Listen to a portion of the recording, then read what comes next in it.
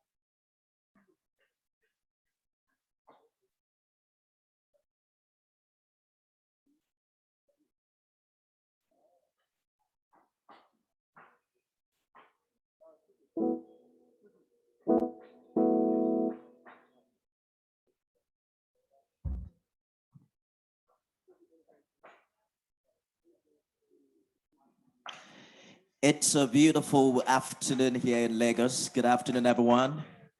And it's a good way to start the day with some beautiful music from Quincy Band.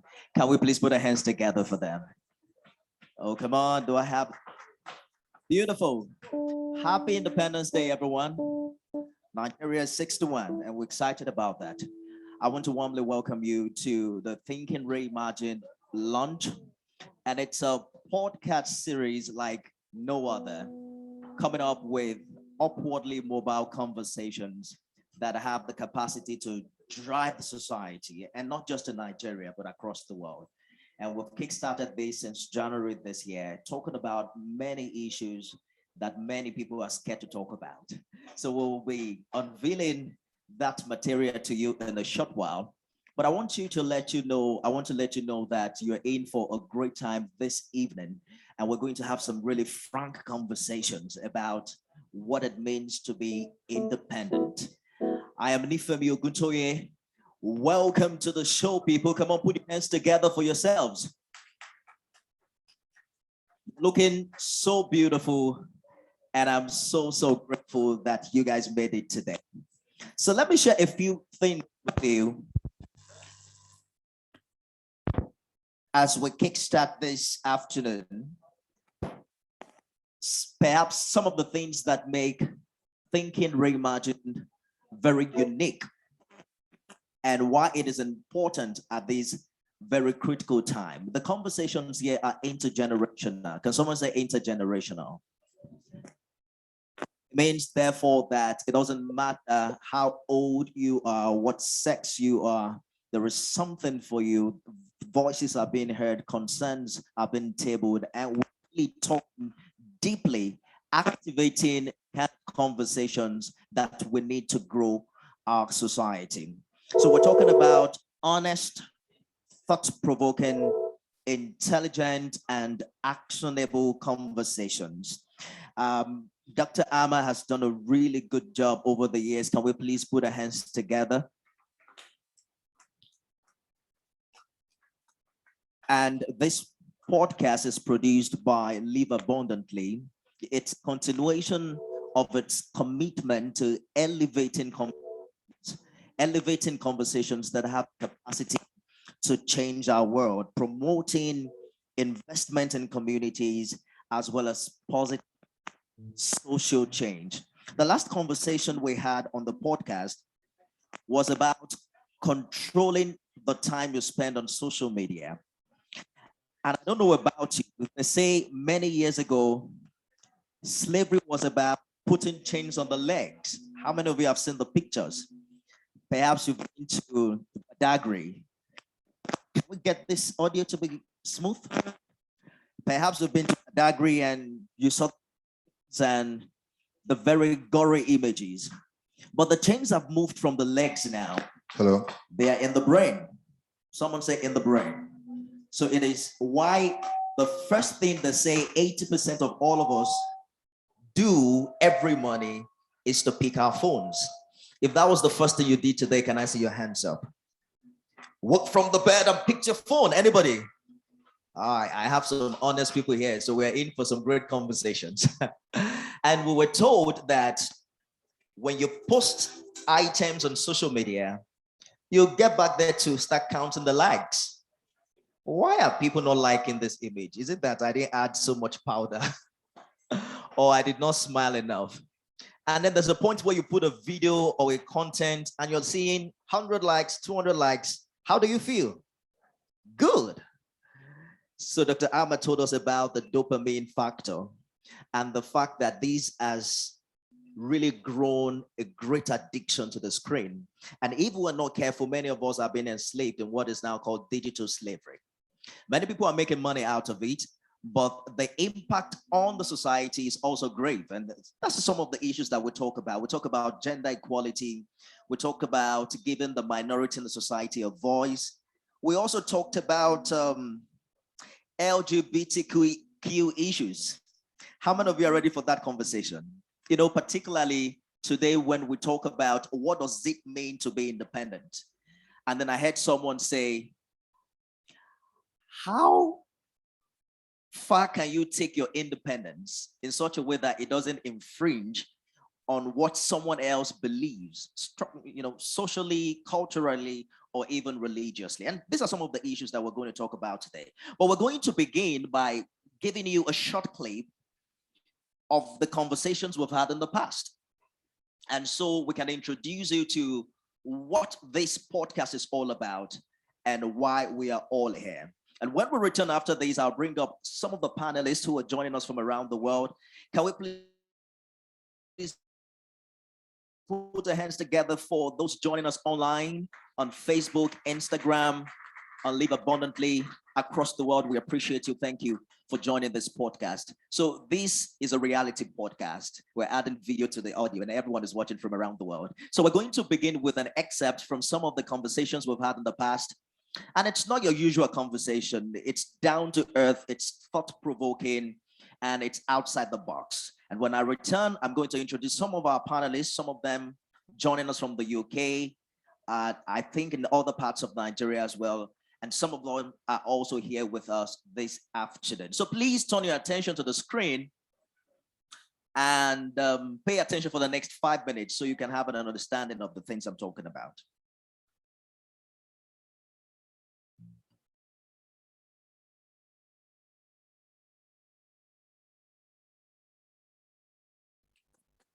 The angelic troublemaker, BC Alibi, Executive Director, BC Alibi Foundation, joins us on this episode. You're welcome. For a student to graduate, you have to have good morals and good grades.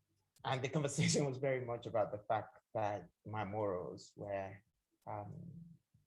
debatable in the sense that I own up to my sexuality. So that was a big thing. Every time you put something on social media and somebody says, well done, or click, click, click, you've got these endorphins that are going to run through your brain and you're going to say, oh, I'm liked, I'm liked, I'm liked. And so what happens is it's like a drug. You want more of it. Well, the internet over the years has brought huge developmental addition. There's so much ignorance and prejudice that exists for people that are different, whether they be, from the LGBTQ community or they have a different type of lifestyle. It's often assumed that men will make more money and be in charge of the finances while women will rule the domestic domain. Why do you think we're seeing a change in that narrative these days? Now, if you can legally access the internet, then you must understand that there is a footprint that you leave with each association, with each comment, with each follow that you take on, and be aware that these things do not go away. And the reality is, even if you do not watch the video you've been sent, you are actually liable to be prosecuted for having that video on your phone. The protest wherever it happens because it reminds us of how important it is for us to fight. It's only in recent months that the British Embassy has announced that master's students can stay for 2 years post-study to look for work, and then looking for work. Remember that you have other skills that you can develop and use those to your advantage, because those are the skills that could help you in the long run in terms of having an income, in terms of supplementing. Doing it for the gram. That's what many Instagram users say when they're deciding on posting a specific video or picture, or perhaps doing something unique with their Instagram post. So the ease of access is so much, and the volume, and then there's so much demand, and then they're definitely making up for it with enough supply. Where your passion at the end of the day is your work. So first, she's asking, why do women mostly fall victim of abuse? And why do people tend to abuse mostly people that they are related to? That women fighting for, asking for, demanding gender parity can make and should make males uncomfortable. In my life, I have deliberately decided to turn down the volume on, the salacious gossip that I consume, or the sort of gender debates, or women are this, men are this, because you end up losing the appreciation for the individual, because you, by consuming too much of this stuff, just begin to think, oh, all women behave like this, all men behave like this, and we are always emphasizing the negative. So my advice to people would just be, put down the screens and just enjoy the actual people, actual human beings around you. Have actual conversation. Go out, sit at a coffee shop and talk to someone. I remember being 7, being taught the game what, the card game what. Such a simple game. You tell children to pick up cards now, they say no, only old people pick up cards. Old people play cards, There's so many games, from origami, making up paper, paper animals. I mean, I could go on and on about the different games, but there's so many ways to engage children nowadays. And if you do not have any ideas, paper and colors will do the trick. And maybe a pair of scissors for them to make something. There's so many other reasons behind my coming out, but that was the key reason why I had to take, decisions for myself to tell my story the way that it will be authentic. Thinking Reimagined, changing the mindset for a better global society. I thought we were going to put our hands together for that. I know we may have had troubles getting the details with the audio. We'll fix that in the course of this conversation because we have other excerpts to show you. Very quickly, please let us celebrate our sponsors and partners for this program. Bature Brewery, isn't this a lovely place? Come on, put your hands together for Bature. And I'm sure you've tasted the sweet beverage they shared earlier. How did it taste, guys? Don't worry, it's non-alcoholic, so no one is. But don't forget that you have other drinks you can also get. There's food behind, even though you're going to have to pay a little for it. But you should enjoy yourself, shouldn't you? Okay, we also have Allied Empowerment. Can we please put our hands together for Allied Empowerment? Biggie has also sponsored this event. Please put your hands together for Biggie. Our media partners are the Punch newspaper and TVC News. Can we celebrate them?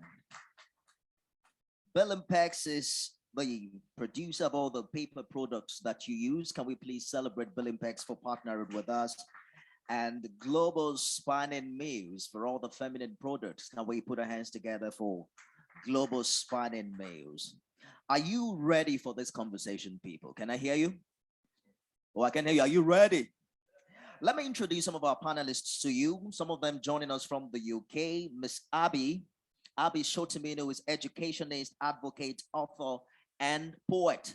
And Abby joins us live from London. Can we please put our hands together for Abby?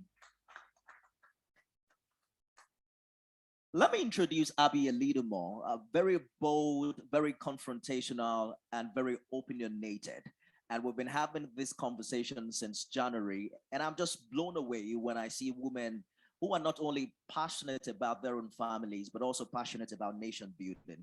And she wrote here about what she thought about Thinking Reimagined podcast. She said, the podcast seeks to enlighten as well as challenge the ways we think.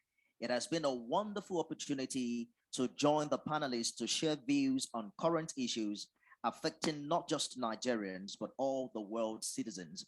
Once again, can we please put our hands together for Abby? Why am I not seeing her face yet? Abby is online. She'll join us shortly. We also have joining us from the UK, BC Alimi. How many of you know BC Alimi? BC Alimi is an executive coach, public speaker, international development consultant, and media commentator. Perhaps the first Nigeria to come out to be gay. Very bold, very, very bold. Someone said bold in this part of the world. Really, really appreciate his contribution to the podcast in the course of the year. And he's also said, oh, BC is waving. Can you see him on the screen? Come on, put your hands together for him. What did you do with your hair, BC? Oh my. All right, don't let me say you're crazy, but you know you are really. And BC said, as a lover of podcasts, I have had the opportunity to listen to so much amazing content, and I can confidently say that Thinking Reimagined ranks equally with many podcasts that I have listened to. The content, the panelists, the expertise on the issues are second to none. Is someone putting your hands together for the Thinking Reimagined podcast series? We also have joining us from somewhere in Nigeria, the Skelly and the Mayo Company. Skelly and Mayo, where are you? Put your hands together for Skelly and Mayo. Innocent Adache and Mayo Kun. You guys are joining separately. For the first time, I thought that you're a pair made from heaven. What divided you this evening or this afternoon? You get to hear them shortly in the course of this conversation as well. So I'm going to bring some of our panelists up front in the first session. I think I have just 4 chairs here, and we're going to begin our conversation. Very simple conversation this afternoon. We're talking about what does being independent mean to you? And this has nothing to do with Nigeria's 61st independence, right? So we're not talking politics here. We're just talking about self-independence and the things that you and I should consider independent, so to speak. So let me bring on stage Dr. Ama, thought leader, educationalist, human development consultant, executive coach, and author. Executive Director of the Live Abundantly. She's the reason why we gathered here. Can we please celebrate her? Please have your seat gently in front. With Dr. Ama, with Dr. Ama, you have to be very careful. She just told me, you know, I should be called last, but I called you first. Have your seat, Dr. Ama. I'm holding the mic. Come on, celebrate her. She always puts out the people first. Isn't that amazing? Perhaps if we have more leaders like Dr. Ama, you and I will carry bigger smiles than this afternoon, if you know what I'm talking about. Let me also bring on stage our host this evening. He's the founder, Battery Bureau, an entrepreneur and investment consultant in Asia. So please celebrate him as we have Kevin Conroy take a seat in front here. Hello, Kevin. You needed some shots before you. Come on, celebrate, Kevin. Thank you so much for joining this conversation this afternoon. We really celebrate you. So like I said earlier, it is an intergenerational conversation. I can see Abby, you look good this afternoon in your yellow dress, Abby. Thank you so much for joining us. So it's an intergenerational conversation. We're talking with different sexes, talking with Shaw Alufoge, who political analyst and human rights activist. Can we please put our hands together for Funshaw? Okay, now I have just one more seat and I want to just bring in one of the IOM returnees to join in this first session. Jeremiah Delu, who is Executive Director of Migrant Voice Association. He was lucky not to have died on the route between Nigeria and Libya, trying to escape Nigeria, but he's back alive, hale and hearty. Can we celebrate Jeremiah? One of the IOM returnees, and he's been doing a fantastic job trying to educate young Nigerians, leave Nigeria the right way. There's nothing wrong in leaving Nigeria, but just do it the right way. Okay, thank you so very much. Let's begin, ladies and gentlemen. Do they have mics? Let me begin from our online panelists. Hello, Abby.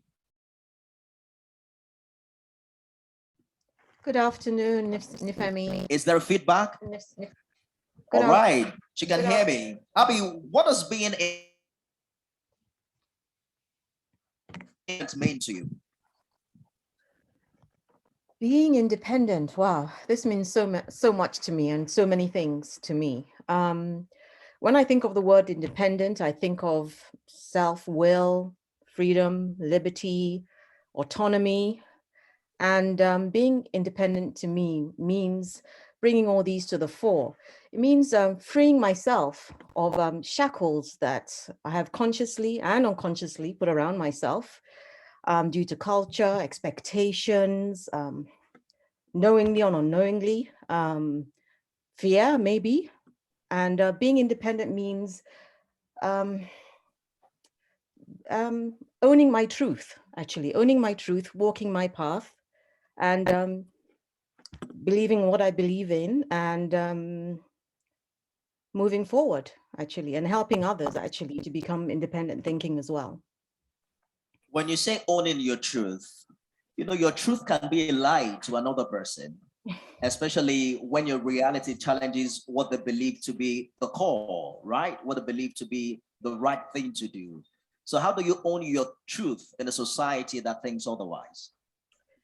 Well, for me, I must say that I've owned my truth to a certain degree from a very young age.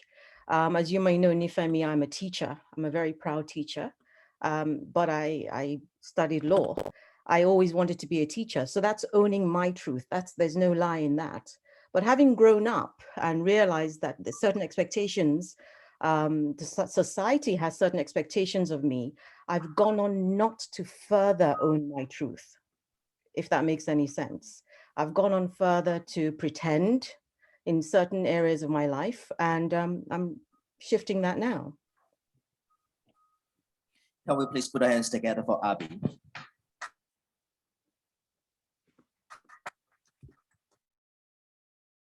me bring Kevin into this conversation. And I understand that your country is deliberating a second referendum to leave the United Kingdom. Am I right?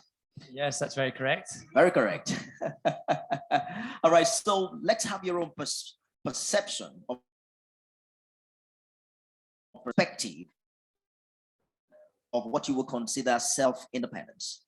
Great, and thanks very much for having us on the platform today. It's a real pleasure. And one of the reasons that we're here, and it's quite interesting for me, is in Scotland, originally from Scotland, we're having an independence debate that has lasted now for almost 20, 30 years. We've had a referendum where the majority said no to independence to remain within the UK back in 2007, and it's still on the political agenda today. And it will continue to be so. It's almost become a never ending. It's like, okay, we didn't win this time, let's keep trying. But what does it mean to me? I think when I think about independence, I try to move away from nationalism in politics, and I'd rather talk about the independence of doing what we're doing as individuals in Nigeria, in Scotland, as independent businesses in Nigeria, in UK, in wherever you may be. And I think I'm on this platform to talk about our independence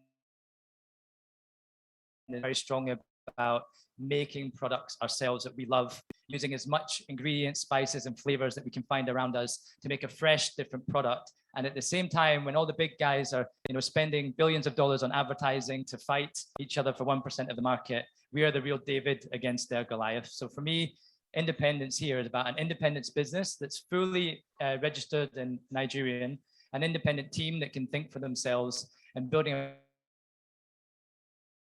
that is completely different from what's on the market. I like to think why, thank you, you can clap. It's just that you did not clap for me when I was talking. You see? Why Africa and Asia? I mean, one would have thought that Africans want to go to Scotland. What is a Scottish, what is a Scottish doing in Nigeria? Oh, you obviously never been to Glasgow then. Well, why not? I mean, many people say, why is it? That's a really good question. I worked in Afghanistan, I've worked in South Korea, I've worked in London, I've worked in Ireland, I've worked in quite a few places. And then nowhere's quite felt like home, like Nigeria. Wow. But I thought you were going to clap to that. But I'm not quite finished there. I've spent 5 years in Kano, I've spent 5 years in Abuja, and now I'm in Lagos. So I've been around these different areas. And I think that's one thing that's unique about this whole country is the hospitality and the warm welcome that we receive. The why start a business here? Look, really tough, really, really difficult. It's not easy. But the fact is, when you look around us and we go around, there's so much fruits, spices, flavors, culture that I'm like, why is this not in a beer? And in the international craft beer movement, it's about making interesting, exciting products. And Nigeria is full of that. And it's time that the country takes advantage of it. And being a small independent business, if we can help move in that direction with our master brewers and our team here, then that's our job as an independent business, is to do that. And that's the exciting part as well. Wow, fantastic. You're saying your beer is made with love for Nigeria. So Jeremiah comes to mind, Scottish in Nigeria, making beer, having traveled around and saying there's no place like Rome. Why are you running? What does being independent mean to you? Okay, thank you very much. Thank you very much for that question. You see, I think generally, going by the statistics, the whites coming to Nigeria, like they have more privilege than we, the citizens. Like I take it from here. Even we, the citizen, wants to live in Ikoyi VI. We cannot afford it. But except for the flooding. I'm So- praying it doesn't rain. But they can still come and convert. I think the reason why we are going is because many of us want more, the Oliver Twist kind of stuff. We too want to live well. We want to be like our mates. We want to create records. We want people to see us as these persons are not just here wasting their lives. These persons are persons that are hustling, because Nigeria generally, everybody wants to have more, so that you can take care of the young ones, the way they give birth, like from their own side, maybe a family can just have 3 children or 2. If you ask him, I will tell you. But us in Nigeria, 7, 8, like that. After getting what is looking for, like the greener pasture, he will now come and carry another one to that side. So Wow. it has been a trend like that. The way you are saying it now, this white guys won't let us come to our country. But it's not really like that. I think it's the other way around. Oh, he's speaking the truth. Absolutely, he is. It's just that it's spoiling our chances. I'm just kidding. But here's the point. You tried traveling out, yeah, and it ended well. I'm trying to find out what you're looking for. And I just want to know if you have found it, particularly when it comes to being independent. Because I remember you shared a story of how you were a dry cleaner in Benin and you were making some cash. And someone came to you and said you can make even much more in euros if you go to Europe, right? Would you say that you have found that financial independence you were looking for before IOM brought you back? Okay, the truth is, there is no financial independence you can have without peace of mind. Okay, when I traveled, I was seeking for peace. Like I shared a story when I was in prison for like 9 months, I was unable to even see the sky. After that time, I was begging to even have independence, to even have peace, to eat what I want to eat, to call who I want to call, to watch any program, or to even have a phone.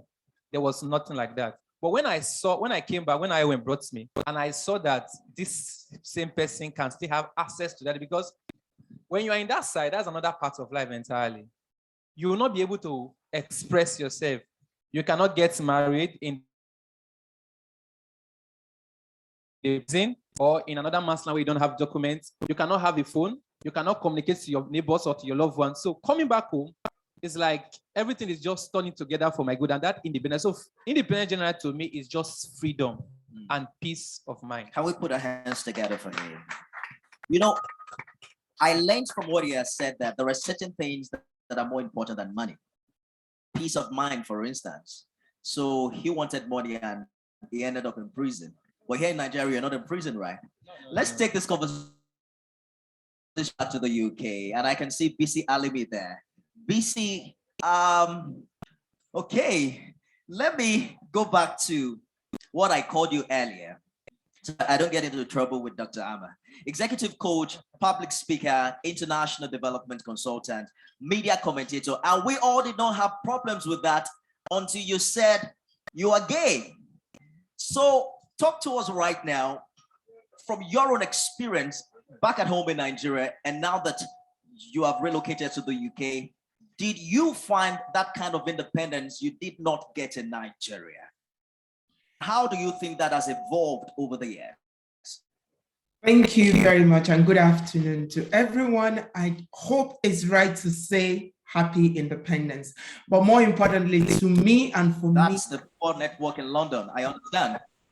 Happy Remembrance Day for October 2020, because we must never, never, never forget that day. It's part of Nigerian history and we must never forget it. But more importantly, it's part of the conversation we need to have about what independence means. Now, so to answer your question, Dr. Abi said, independence for me is a state of mind, right? It's being authentic, it's finding a purpose in your life. And it's very difficult if you happen to be the other in the society. So in Nigeria, I was a gay man, that the law, the country, the society, the religious institution says, I am not fitting to have a say in the Commonwealth of Nigeria. In the UK, I am a Black man, that my existence here is constantly questioned, that I'm being told to go back home, that I'm being told, that, we need to have special immigration policies to checkmate somebody like me, that we're being told that it is okay for the police to stop someone like me and search me just because I am Black. And so in the framework of that, I have to dig really deep inside of me to find a meaning. We're having trouble. Trouble. Is it Just hold from on, my BC. side or is it from your side? Hold on, BC. It has to be from your side. No, Just hold on a little. oh, Let okay. us see if we can export some technology to you where you are so that we can get a better connection. But I'll be back with you in a I don't think it's moment and see if this will work. And I want to get a younger person's perspective to all of this. Olufunsho Alufuge is a political analyst and human rights activist. I'd like you to talk to us. You look very young, but please don't be deceived. This kind of people that they are 30, 40 years and they're playing for under 80. But talk to us. What has been independent mean to you? To me, being independent simply means having the agency to do what I want and pursue what I want and also get what I want. Because I've come to realize that some people are passwords. So being independent for me is the ability to know. That's the major thing. Know what I want and have the ability to pursue what I want and get what I want. Sorry, say that again, the last part. I said, being independent for me is having the agency to know what I want, pursue what I want, and get what I want. That is fantastic. It's just that everybody wants something, right? But is there a sense what you want is not really what you need? Because you look at the community where we are, it is why we have a government in place and we have laws governing all of the things that we do. So the process by which you know what you want, do you agree that young people in Nigeria, for instance, have come of age, given all of the society values, even the education system, to accurately what they want or perhaps what they need? You know that wants are insatiable and wants are very vast. Sometimes wants might collide with somebody else's wants or might be adverse to somebody else's wants. But yes, Nigerians or young Nigerians, we know what we want. And that is why we often agitate for what we want in Nigeria. We want better governance. We want access to healthcare. We want cheaper and better and affordable education. In Nigeria presently, for you to send yourself to school, you have to break a bank, you have to rob a bank, you have to break your neck. People are trying to go abroad to go and do a one-year course that will cost you over 4 million naira, 5 million naira. It is very, very deplorable. So in Nigeria right now, we are looking for all of these things. These are things that Nigerians want. You might see them as wants, you might see them as things that are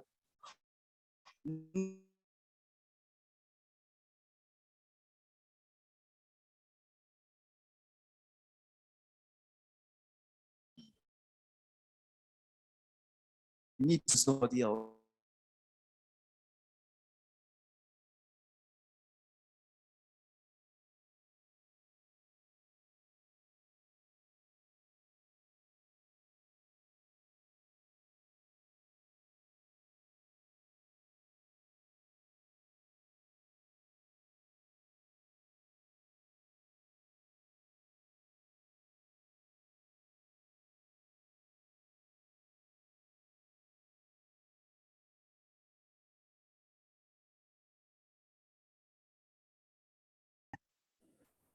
In the real sense of it. Thank you, Nifemi.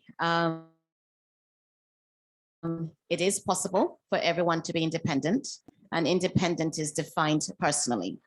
I can speak that over the how many decades I have been alive, my need for independence has changed. Right now, my independence is about having a voice and using my voice, taking my place at the table and speaking up, being passionate. I do.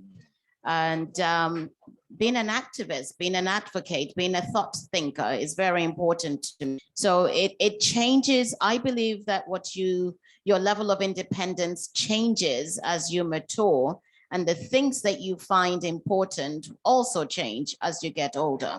But it is possible for everyone to have independence. I mean, for a child, just being able to make a decision as to what they wear is a level of independence, or what they eat, that is a level of independence. Or deciding what you're going to read when you go to university, that's a level of independence. So it is achievable and it will change as you mature. And you just have to live with it. But most importantly, and I think Bissy hinted at that, is being authentic, being true to yourself and living the life that you believe that you were born to live to the fullest potential. That is being independent.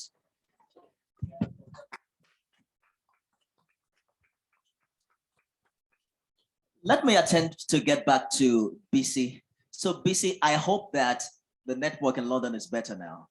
I heard you say things like, I try to recall the things I heard you say about the importance of October 20. Did you actually say that a level of your independence is also contested where you are? Did I get that right? Yes, exactly. Exactly. That's what I said. And I hope that you can hear me this time. I don't think the network is from my side. I think Nigerian's network is also on holiday today. Somebody cannot play with you, BT. We can make do with that. Yeah, but what I was trying to say is that, you know, all right, go ahead, please. While I was in Nigeria, I always spent my life trying to be authentic in my own self within the spectrum of my sexuality and questioning what makes me a man. And am I a right man? Am I the man that my society and my culture expected? And so when I left Nigeria and I moved to the UK, the conversation shifted to Blackness. And am I Black enough? Do I uphold what it means to be Black? Or do I betray Black in my action? And also, how do I navigate this? So what I was trying to say is that independence is a state of mind, right? It's a place where you find yourself and where you're most authentic. And like Dr. Abi and Dr. Alma said, and it's also about how you project it. So I have made a conscious decision to be independent, whether the society decides that I deserve it or not. That is none of my own business. I have chosen to live my life the way I want to live my life. And if that is going to cause some people sleep, I always wish them the best of luck.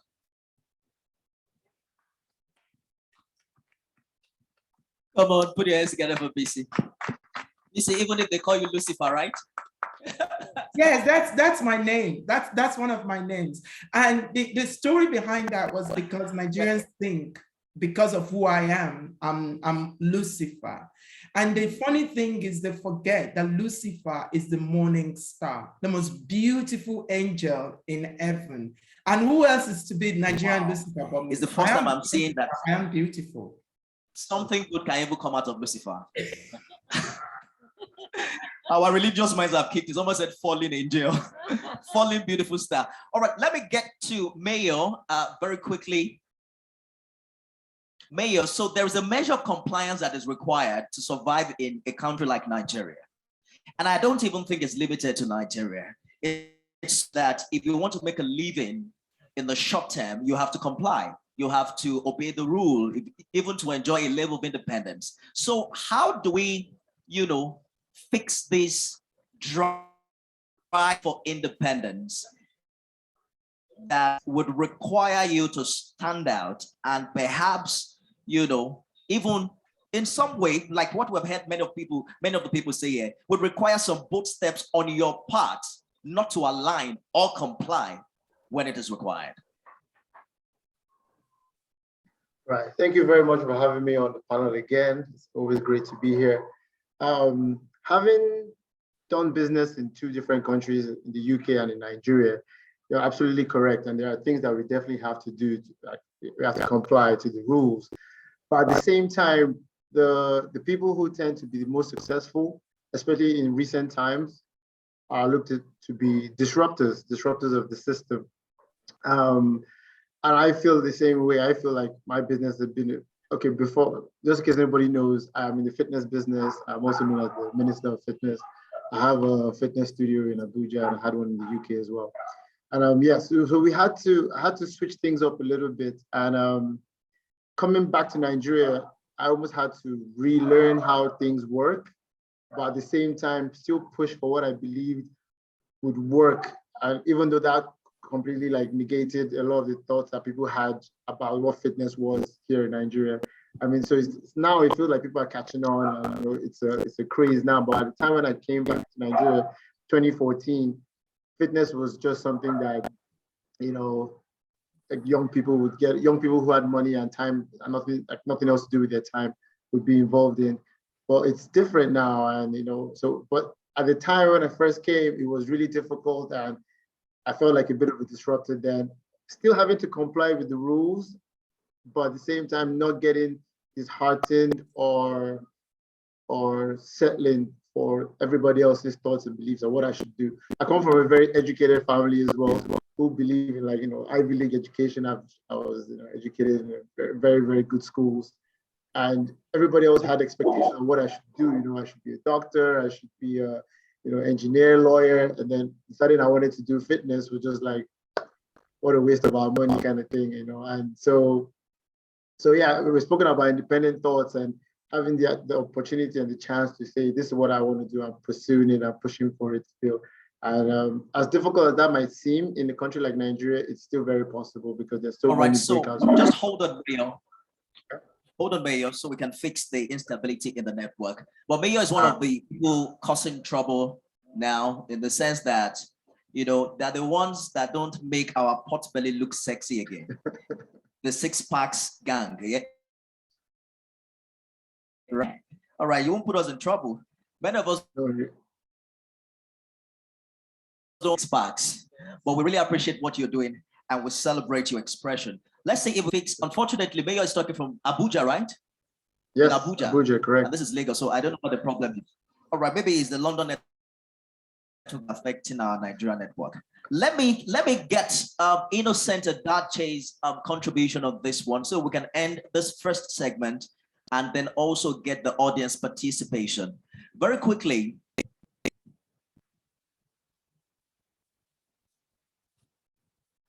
Go ahead, Skelly. Oh, sure. I think I'm not going to elaborate more on a definition of attendance. I think that's been done very well here today. However, I'll just relate that to my life and the things that I've experienced. On a very personal note, I think independence is extremely important to me. I don't like orthodoxies. Well, let me not say I don't like orthodoxies. I like to question orthodoxies. And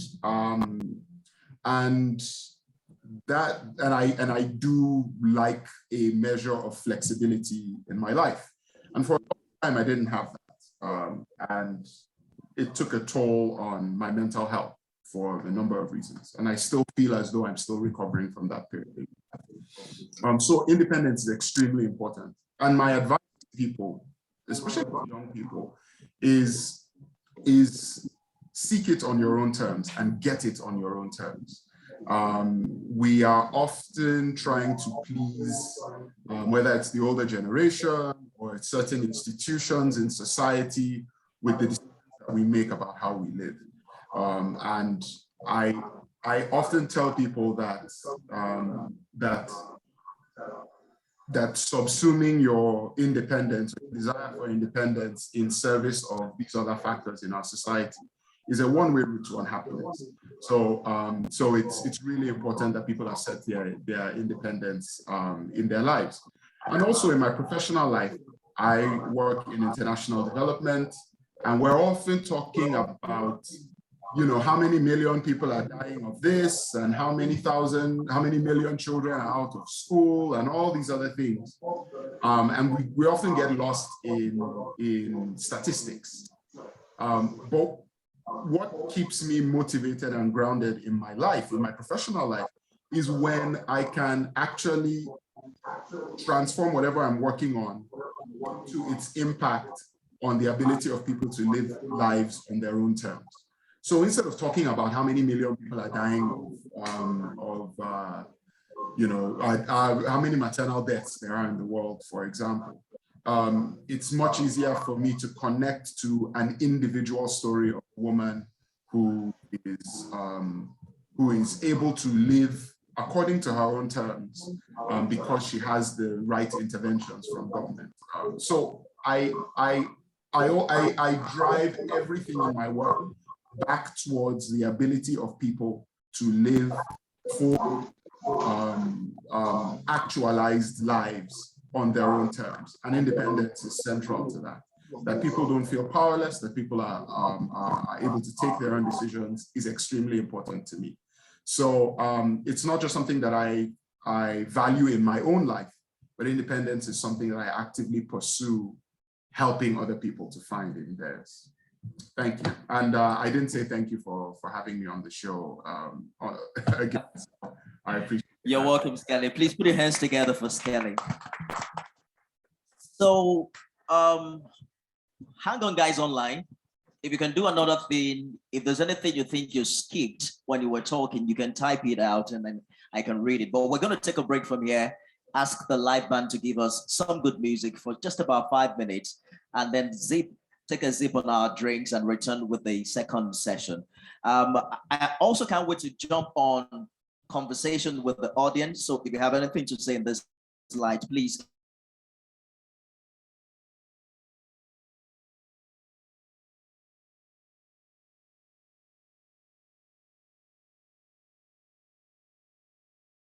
Children early independence. I heard that Instagram kickstarted some sort of a kiddies Instagram. Have you heard about it? Instagram for children, and it's crazy. So there's a lot of talk about whether or not we're not getting too busy and then handing over independence way too early to younger people. And at what point does your independence infringe on the other person's right? Ladies and gentlemen, please put your hands together for my panelists. I think they've done a great job. Abby Shotomedo, BC Alibi, Dr. Ama, Kevin Conroy, Jeremiah Delu, and as well as the Skelly and Mayo Company. Keep clapping for them as they have their seat. They will be back shortly before you know it. And let us welcome the Kwitsui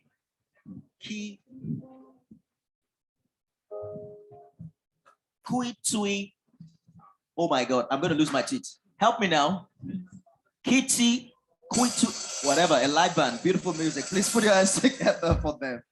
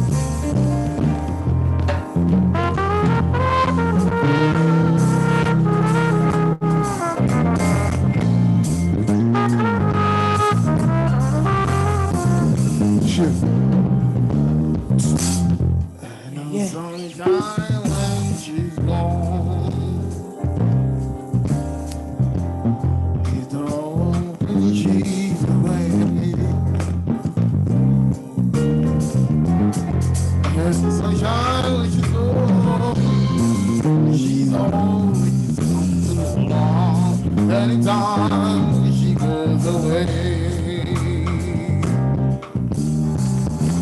I wonder if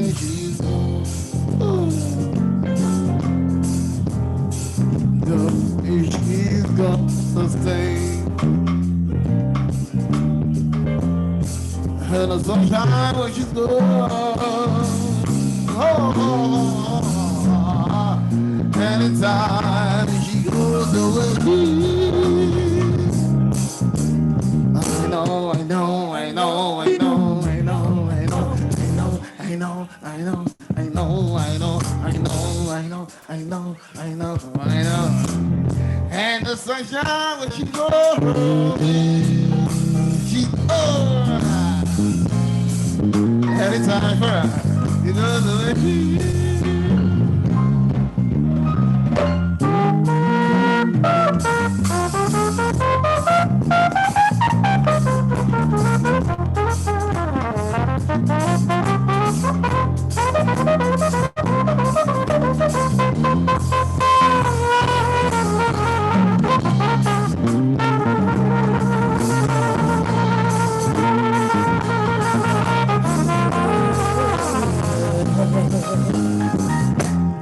And no sunshine when she's gone. And no sunshine when she's gone.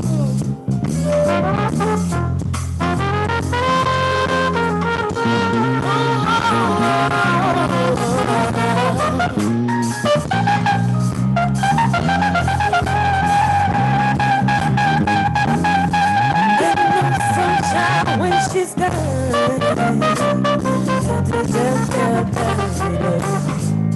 And no sunshine when she's gone.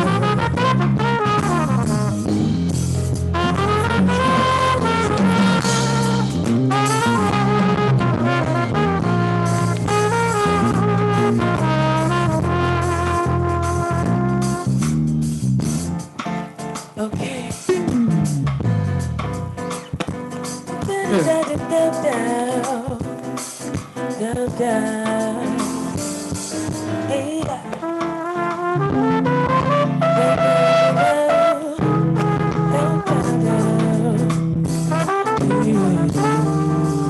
Just without you, can't help myself.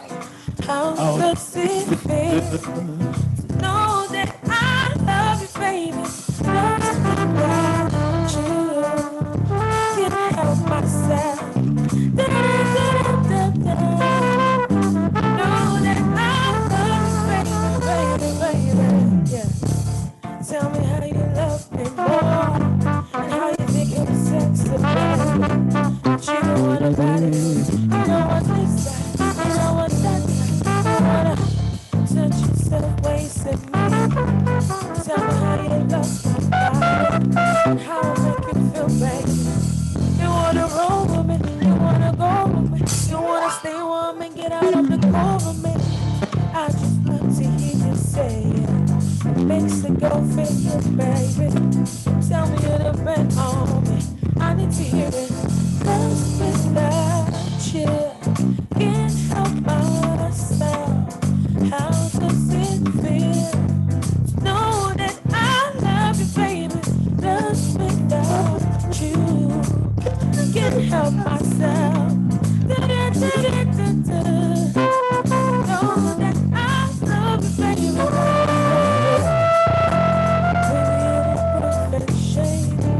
Baby, you're the perfect rain. Tripping like my birthday. I want it this way. I want it that way. I wanna tell me you don't want me to stop. Tell me it will break your heart.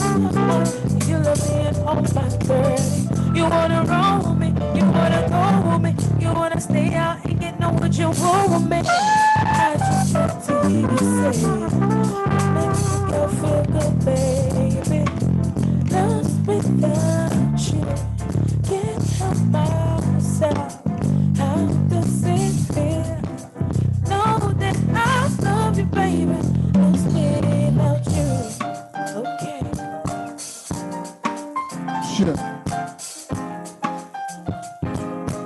I love your smile.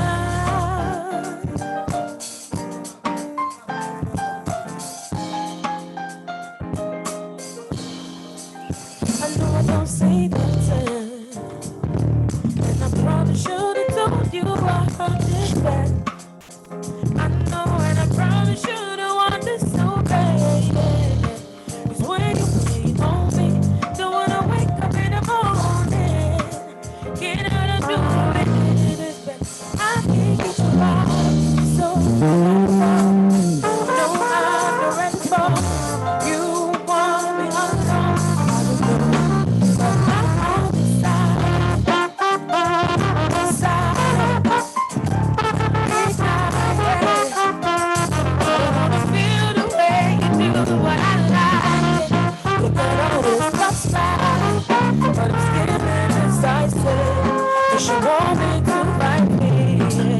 I know I should have been doing this, but here we go again. Oh, you know the book is my weakness. You got me addicted when you both each day.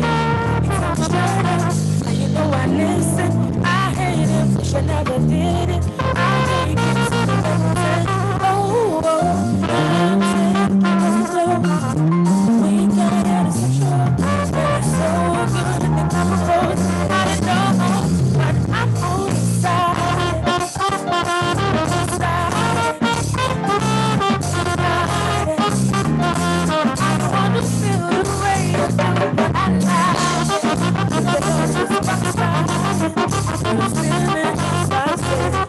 She won't move right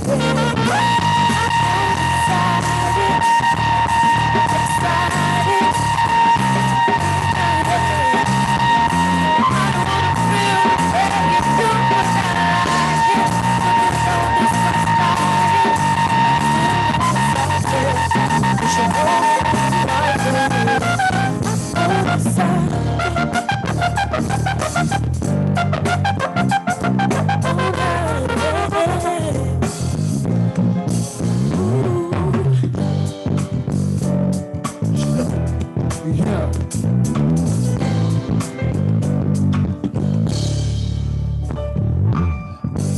Turn your light low.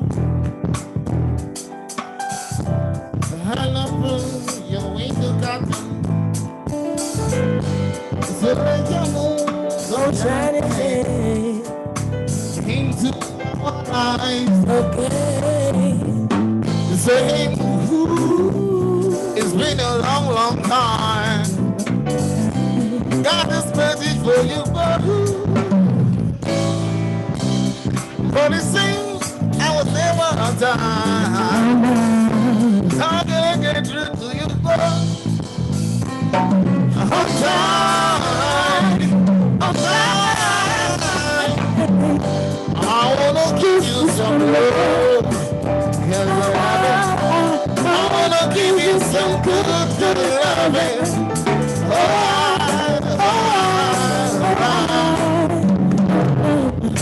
I wanna give you some good, good loving. Turn your lights down low. Woo! Okay. Never, ever try to resist. Oh no. Oh, let your love come tumbling in into our lives again. Saying, ooh, I love you. I know you love me. And I want you to know right now. Ooh, I love you. And I want you to know right now that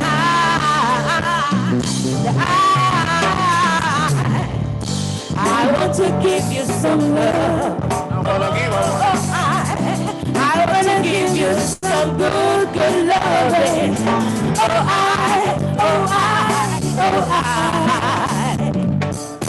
I want to give you some good, good loving. Thank you. Wise man say, Thank you. holy fool.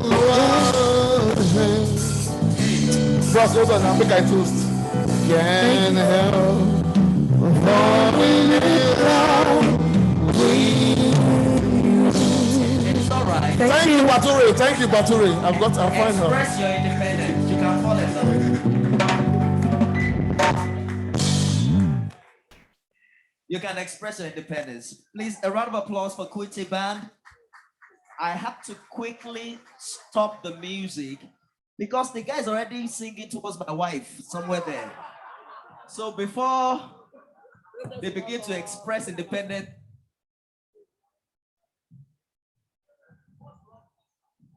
Sure, yeah. Before Kwiti extends independence to my wife there, I had to put a stop to it. Once again, put your hands together for that band. Isn't that beautiful? And we're going to have more lovely music after this conversation. There's a lot to eat, a lot to drink. You can see the smoke from the kitchen invading here. don't just perceive the smoke. Also go there and get a plate for yourself. I think you have to pay a little for it though, but you deserve it. Thank you so very much for staying the course on this program. We appreciate you. Can you please put your hands together for yourselves? And also put your hands together for all of our panelists, many of them online. I was thinking that we can get 1 or 2 reactions to the first session from anyone in the audience. In a minute, anyone who is willing to say something, you can just raise your hand. Based on what you heard in the first session, you want to react, you want to contribute. That opportunity is going. This program is broadcast live on CNN and BBC. That's your opportunity to be on CNN, but you just missed it.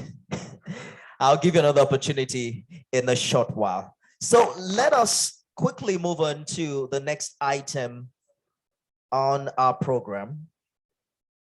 And I'm going to be calling on Mr. Stan Evans, member of the Most Excellent Order of the British Empire, for his remarks. He's the chairperson, British Business Group, of which Dr. Ama is deputy chair. Come on, put your hands together for Mr. Evans.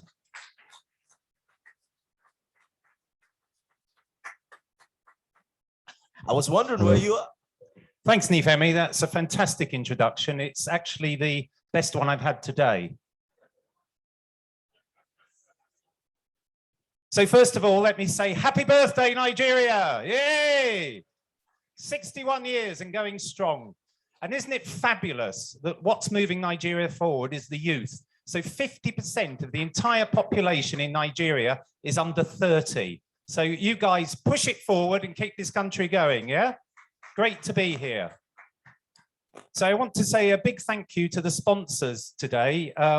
So first to Kevin from Batua Breweries, and Kevin, of course, is the only guy that looks like he's permanently wearing a face mask. A big thank you to Right Foods. Do we have anybody here from Right Foods? I highly recommend their Coca-Cola. I drink 3 or 4 of those a day and stay awake at night. It's incredible with caffeine. Allied Empowerment, of course. Global Spinning Mills. Punch Newspapers, fantastic paper. I highly recommend that if I read nothing else. I can't read very well as well. TVC, which is an Irish company. And of course, was that funny? It's a mixed nationality company. So the British Business Group has got around 500 members, over 50% are British Nigerians, the other 50% are mostly British, and it promotes inward and outward investment between Nigeria and Britain. And it promotes, and we employ thousands of people in Nigeria. In fact, one of our biggest employers is also one of our biggest exporters, which is Frigo Glass, and they make 2 million bottles a day in Nigeria, 2 million bottles a day, which is absolutely incredible. So I'm so pleased to be here, and I want to say thank you to Dr. Amma for the great organization of this event. Here she is, a big round of applause for her. And if I was going to leave you with one observation, and Nifemi has already said this, you guys have got to start asking questions now and become interactive from this room, because it's being broadcast all over the world. And my dear friend Bissy is up there, or he was. I know he's got the worst connection in the world. So come on, girls and guys, ask some questions. And on that note, back to Nifemi. Come on, put your hands together. Very energetic, very interactive, humorous as well. Come on, celebrate Mr. Evans. Thank you so much. All right, ladies and gentlemen, we're moving on fast, and I'm sure that you haven't seen anything yet.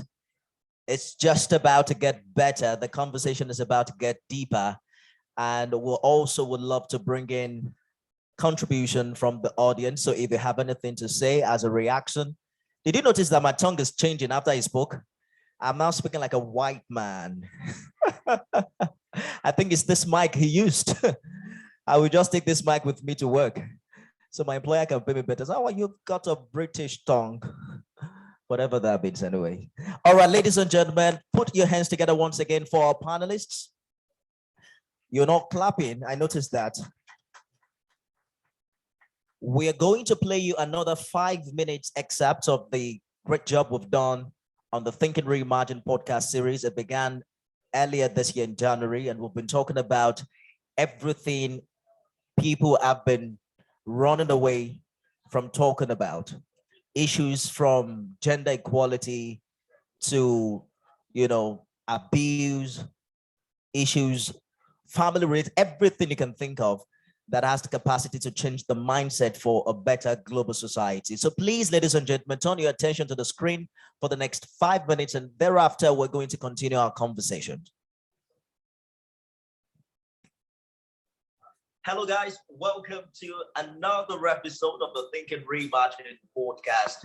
And we're turning on the video today. So go check it out on our YouTube channel. It Lives Abundantly with an exclamation mark. So let's put a face to the voice, or perhaps faces to the voices.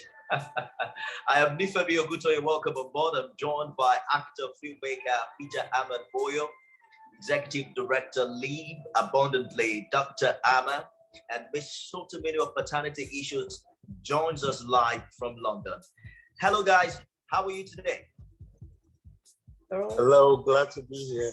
Very well, thank you.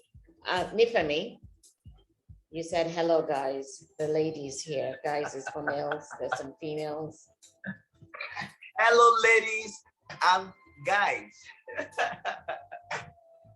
There needs to be a change in the dynamics. I think that's what's needed. Reason why they're in that situation in the first place. If the man lost his job and he can't get another job easily, or if he's like Ms. Sotimi said, he's now turning to alcohol, so he doesn't care anymore. Nigeria that was running from that there is no money. It was that same Nigeria was not calling to rescue me. Fortunately, I was arrested. I was thrown in detention. I was in detention for 3 months. Unfortunately, I will not get to Italy, but my boat have sided on the Mediterranean Sea. Hello, everyone. Welcome to the Think and Reimagined live podcast recording. You can actually get help from IOM, especially the ones that need mental health and psychosocial support. So let me break it down. Opportunities that we have now are limited. That have been listed by each embassy for you to have before you can even talk of travel. Before joining this episode of Think and Reimagine, something that was seen as having fun could have potentially exposed them to abusive situations that they would then begin to see as normal. In Yoruba, I can't really say it in Yoruba, so I'll just say it in English. A child is not trained by a family. A child is trained by the community. But I want to go back to that very first video of the 23-year-old with his half sister, as it was stated, who was, I think, 2 or 3 years old. Being politically correct in a respectful way. So, as Tawa said, we take responsibility and we don't use it as an excuse to misbehave. For us as Nigerian youth and for people that are actively looking for opportunities to migrate, is because one of the things they go out for, look out for, is they go for greener pasture. The last election, the 2011 election, the hope in the country was palpable. So the education system should be looked into. Politics should be encouraged from secondary school. If you want to embark on this journey, it's quite an expensive journey, to be honest. It's only in recent months that the British Embassy has announced that master's students can stay for 2 years post-study to look for work. You know, we always encourage people, if you're going to go, then you go the right way, you go the legal way, you don't, get yourself trafficked or smuggled out of the country. The reality is, when you look at the situation educationally in Nigeria, and we would all agree that in many parts of the country, albeit it might be secondary in some cases, primary schools, many schools have shut down in the north because of the insecurity situation. I mean, these are young people whose educational path has been disrupted. Gets attention. Nothing else gets attention more than something like, oh, that is absolutely nasty, and everybody's hungry for it. They're looking for this attention. They actually are seeking help in many different ways. And it's probably soothing for them to have this form of release, to share these burdens with people. Another thing is that a lot of the people who are creating these softwares, these apps, and these platforms do not let their children use them. But most importantly, we need to recognize that as social beings, we must take care of our brain health. It is most important if we want to live long, healthy, active lives. I am Nifemi Okuntoye. Thank you for joining us. Peace. Thank you so much. Thank you. And thank you guys for watching. Please put your hands together for yourselves. It was late Bolaige who said, young people, wow, I look handsome there. Who's that guy? It was late Bolaige who said, young people always ask why, and why. And that is why this conversation is very important for our nation at this time in our history, to continue to have an upwardly mobile conversation that has the capacity to improve things. So we're going to begin the second session, and we're going to, let me just quickly acknowledge, or rather confirm, if our panelists are still online. And I'll get back to the audience in a short while. Abi Shotomidu, educationist, advocate, author, and poet, founder of Parenting Issues. She joins us live from London. Can we please put our hands together for Abi? She's the beautiful lady in yellow. And BC Alimi. BC, you haven't combed your hair yet. BC Alimi, executive coach, public speaker, international development consultant, and media commentator. I'm sure he lives close to Abby as well. They're both joining us from London. Please put your hands together for him. He's shaking his head. Don't worry, we're not talking now, not yet. We also have the Skelly and Mayo company. Skelly and Mayo join us from, I think, Skelly is joining us from Abuja, and Mayo as well. Please put your hands together for both of them, Mayo Kunu and Innocent Adache. We're going to get back to them in a short while, but let me introduce our panelists who will be joining us live here. You've heard some of them speak earlier, but we also want to hear from some others who haven't spoken yet. Chilean Ife Azu is founder, Female Returned Migrants Network. She's one of those people who wanted to japa, and then things went really awry. But thankfully, she's back, hale and hearty, alive. Please put your hands together for Chilean. Chilean, come up, have your seat. We want to hear from you. Oluwatobi Ayodele, feminist and communications consultant. Now, this is a lady you want to listen to today. Please put your hands together for Oluwatobi. So there's this other guy who also who was seeking greener pasture in Europe. And then something happened on the Mediterranean Sea. Thankfully, he didn't lose his life. He's back in Nigeria now as a travel consultant. Isn't that amazing? Safe migration advocate and humanitarian network. Toby G. Ayediron. Please put your hands together for Toby. All right. So, founder Bature Bure is still right here with us. Let's put our hands together for Kevin Conroy. Please, Kelvin, have your seat. You're not done yet. Put your hands together for them. Please appreciate them. Before we hear from them at all, I want to hear from the audience, both as a reaction to the conversation we had earlier. And I also want to hear from you what being independent means to you.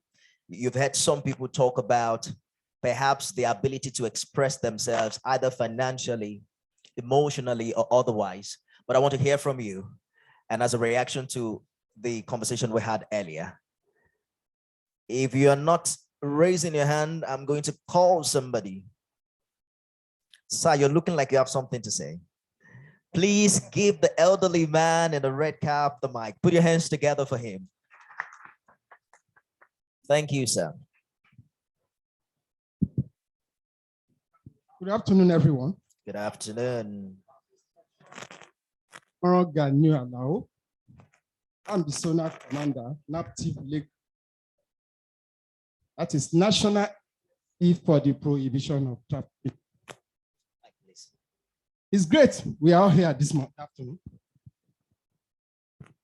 It's great we are all here this afternoon. Okay.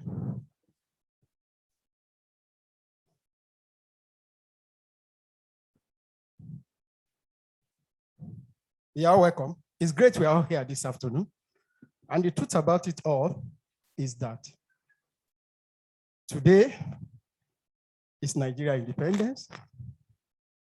And then if we translate that to an individual, you might be wondering, what does it mean if I say I am independent? It has a lot to do with us as an individual anyway. If we want to look at it from the country perspective, we'll be saying the Constitution says possibly you become an independent person the moment you are 18 years and above. But then the truth is that we are in a generation where at age 10, age 9, every child wants to be independent. And that implies that, like the other panelists said, it means they want to have a mind of their own. They want to do what they wish to do. They want to do what comes to their mind without being totally controlled. We must emphasize that. Because the truth is that if you leave a child at whatever age to do whatever he or she wants to do, and you don't monitor that child, you might at the end of the day have a problem. Because as a parent, you are supposed to mentor your child to become a good citizen, to become useful to himself or herself. That is important. And if you look at most of the problems we have presently in the society, parenting has failed most of our youth. We should not take that out of it. Parenting has failed most of the youth. And possibly because we have a lot of parents that are career in nature. They value their career more than taking care of their children. But the truth about it all is that whether we like it or not, we are in a jet age. We are at a certain age. We have to allow our children to have their own mind. Possibly, maybe you might be looking at reviewing the maturity age downward from 18, because when you see a child of 18 years now, you will marvel. What is going to be in our brain, in his or her brain? You will marvel. So maybe I'll say when they are reviewing the Constitution, they should bring the age down from 18 to 15. Thank you so much. Thank you so much. Please put your hands together for him. Let's get back to London very quickly. Abisho Tomato is an education consultant, and you heard him talk about the need to guide. Is the word guide or control, particularly when we're talking about independence for children in this age and in this time? I want you to, contribute based on the realities of the time. Thank you, Nifemi. If we're talking about independence, I think I need to mention something about what the aim of education is. In terms of teaching children in education, independence is taught hand in hand with teamwork. So you teach a child to be independent, but to be able to carry out tasks by himself or herself, and also to be able to work within a team. We also teach children that we are all different, yet unique in our differences. We don't teach children to compare. And I think when we use the word comparisons, that's where we get to understand what actually affects children the most. Comparisons, meaning that comparisons are not acceptable. So in the culture in Nigeria, for example, I've heard people say, what about John? He doesn't have two heads, meaning that John came first. Why can't you come first? What is the point in comparing? You must not compare children, because John's gift might be mathematical or academic, whereas Sarah's gift could be sports-wise or in art. So again, this has to do with independence, because I personally, I teach, there's a phrase I teach children. I say it's cool to be clever and it's fine to be different. So going back to independence now, the whole aim is that it's not something we should teach adults from adulthood. We should start teaching children independence from a young age, where we're guiding them and we're mentoring them at the same time, but we're teaching them what's important as well. Thank you. Thank you, thank you, thank you. Appreciate your contribution. Oh, and we can see the beautiful girl. Hello, how are you? All right, so let me get back to my panelists here very quickly. And there are some of them we haven't heard from yet. Oluwatobi, what does being independent mean to you? Can you hear me? Yes, I can. All right, so independence, I was already thinking about it when I was sitting down. And thank God you asked me the same question, because if you had asked me another question, I would have passed the mic to somebody else. All right, so independence to me means the superiority of choice. You know, being able to choose, being able to decide what happens to me, where I get to live, the decisions that concerns me directly. And I think for me also, there's so much influence with financial independence and any other level of independence. So money is the root of all good things, right? So if I am not financially independent, or if I don't have that level of financial independence to make some certain decisions, I don't think I can be able to fully say that I have expressed or I've experienced what independence is. And I think the reality of young people in Nigeria is that there's so much happening around us in Nigeria that we've not even gotten to that level of financial independence that will make us experience true independence. So yeah, independence is superiority of choice and being financially independent. Interesting. Growing up, they say go to school. So that, apologies to those who don't understand Yoruba, so that Bataya Dunko Koka. Who wants to interpret that? But these days I found out that the more noise your shoes make, the more nuisance you are. I mean, the better the shoe, the more silent it is. But do you think there is a correlation really in the kind of education that young people have in this part of the world and the financial independence that you have talked about? Okay, I would say that because I was educated, I'm still educated in Nigeria, the kind of education that we have in Nigeria, the formal education that we have in Nigeria is nothing compared to the formal education that is being taught outside. I mean, you see Nigerians in diaspora and they're excellent, they are doing excellently well in their fields. That's to say that, you know, we have that mind of being intelligent and excelling well. But when it comes to informal education, I think that's where the problem is, because there's a gap. You know, informal education in Nigeria is just moral, culture, and religion, heavily on religion. You know, there are other factors like creativity, innovation, innovative skills, entrepreneurial skills, independent skills, financial skills, you know, that are not necessarily taught in the four walls of the school. We don't really get that. All we get is be a good girl as a girl, and you are a boy, you have the right to, you know, be bold, be confident about who you want to be. So there's this gender roles that we are taught to play from small, and there's this ABC 1 to 3 that we are taught in school.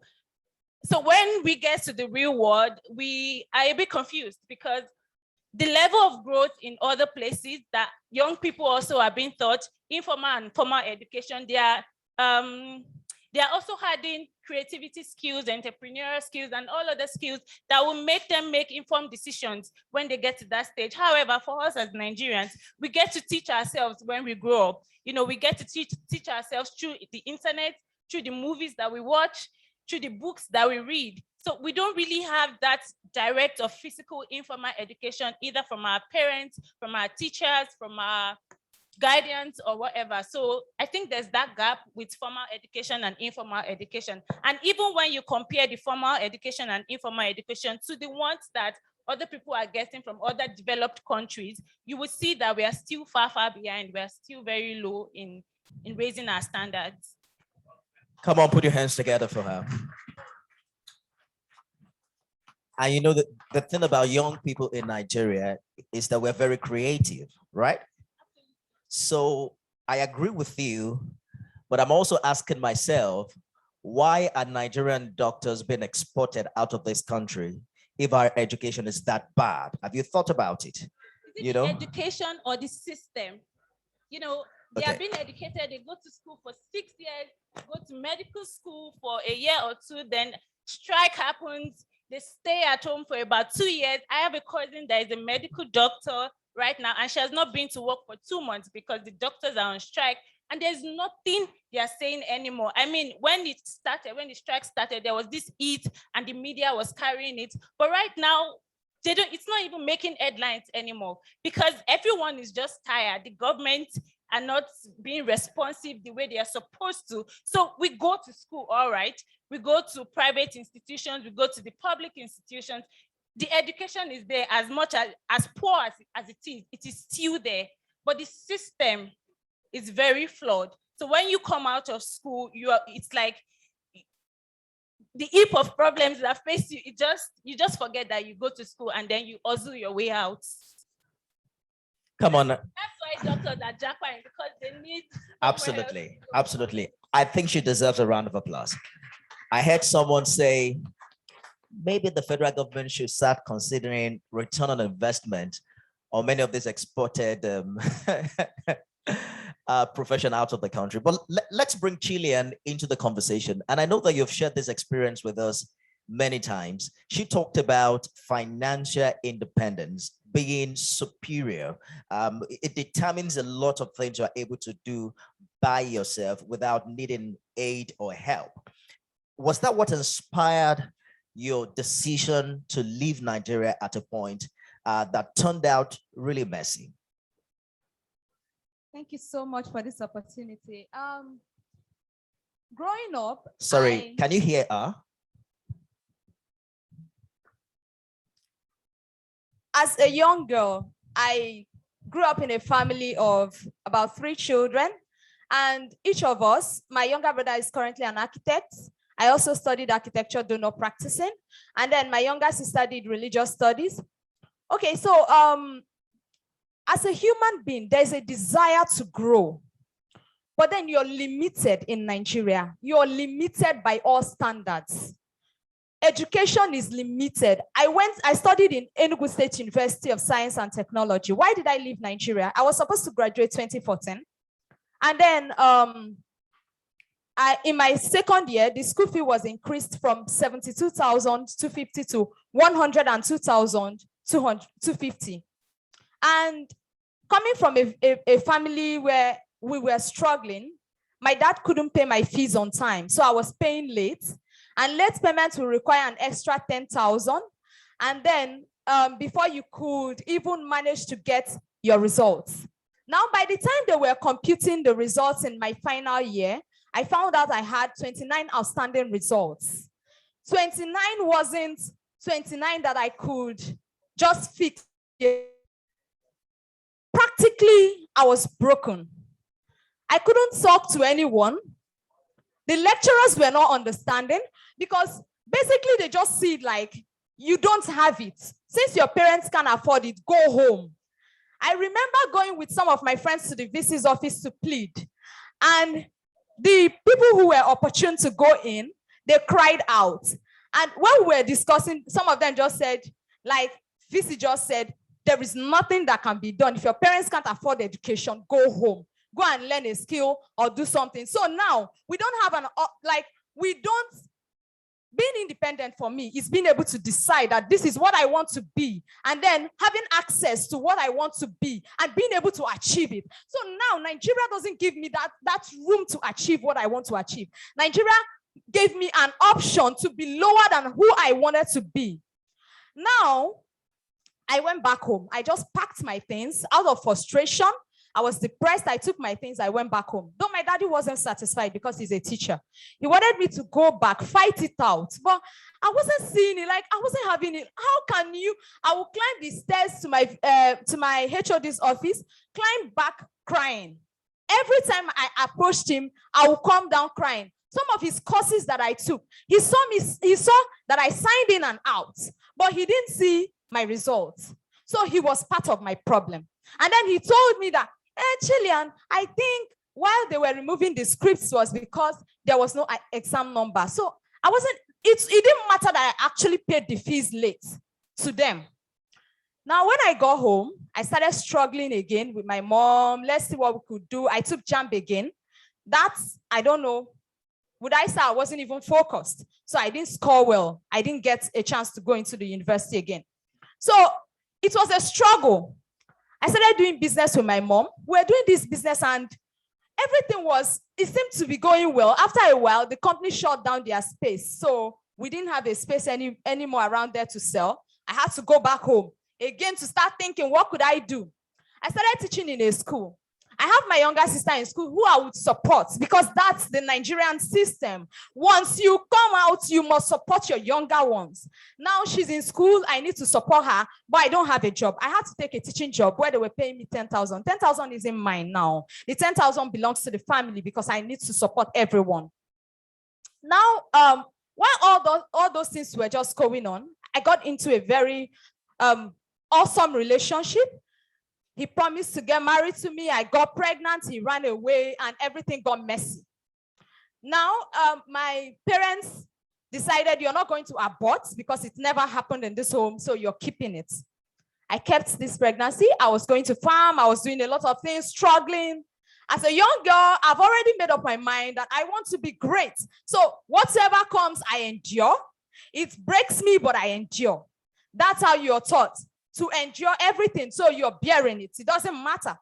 No one is going to step in to say, okay, this is the way to go, or this is how to do it. And then after that period, I had my baby March. Now, family came in 4 months after I had my baby in 2017. Family came in with the opportunity of going abroad. I didn't have an option. Like, once family decides, I'm not independent. Once they decide that this is what you should do, considering the circumstances, you don't have a choice. You do it. When they said, okay, now you're going abroad, I followed my cousins, who were three ladies and a guy from the family that traveled through the Sahara Desert to Libya. It was hell. I couldn't even tell my mom what I was going through because I didn't have access to communication. There was nothing I could do for myself over there. I was I was exploited. A lot of things happened. But then when I came back, I told myself, okay, now all these things have happened. You still have to think of something to do. But then I want us to also realize that despite the fact that I've decided that I want to be this, I've seen a problem I want to solve. I've looked at the female returnees around me and I see their struggle. I can't have what it takes to even support these persons. Have I even supported myself as I should to be able to support them? You know, there's a lot of things that we want to achieve as a people or as human beings. But then the circumstances around us in Nigeria is not helping. I can't have access to what I want. I can't have access to finance. I can't have access to a lot of things because of the kind of environment where we are. So I would say, just like she said, yes, this financial whatever is one of the reasons why we are not independent. I will tell you, there is a lot going on our minds. We are thinking of great things to achieve. We even have big dreams, but then there's no means. So consider these sharing real life issues with Thinking Reimagined. This is where I want to bring you in. I've listened to both of them considering financial independence as key, as primary, and they seem to be in a situation where they're surrounded, with impossibilities, limitations, and the rest. But you left Scotland and came to that same country. It would mean that, could it be that there are certain opportunities that we are just too close to see? Do you believe it is an impossible situation, as it were? this issue of financial independence in Nigeria? Yeah, that's a big, this on, 1, 2. Yeah, that's a really complex and tricky question. I would start off by saying, you know, there's no promised land. There's no USA or UK that isn't difficult and limited by opportunities. When I was growing up, my first job was 10 years old, trained to basically go around the street and deliver flyers for a local supermarket. That was through my mother. Then my next job at 14 was sweeping car parks to get, you know, £3 per hour, which, okay, back then would have been a lot more Naira, but now the Naira is struggling a bit. And then kept working. My education was funded by my own work as well. So there was no gift. But I would say that in Scotland and in the UK, there is a bit more support from government through a bit of grant or accommodation, free at point of access, even if you have to pay back in the future. So there's definitely something there to help, but there's never an easy option elsewhere. But what I would say, when I worked in Kano, and I'm really surprised to hear this, I was doing a business advisory, investment advisory study. And I sat down at a table with 8 women to look at constraints on women in business and in Kano. And they were all, I would say, a bit older. They were middle-aged, let's say, than 50 plus. And they said the exact same thing. They said, if I have more financial independence, I can choose where to move my money, whether it's into a business, whether it's into an investment account, whether it's into supporting someone else in my family. As a woman, if I can control my own finance, I can choose which school my children go to. I can choose to treat my son and daughter equally and not have preference for the sons.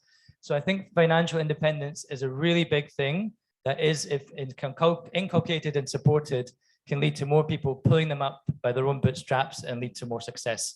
And it's very interesting to hear that from a generation that's older and still hearing it today with our panelists here and right now. Back in Scotland, at what age did you start working? Yeah, about 10 years old. I was delivering leaflets, flyers around. Did you have parents who were catering to your welfare at the time?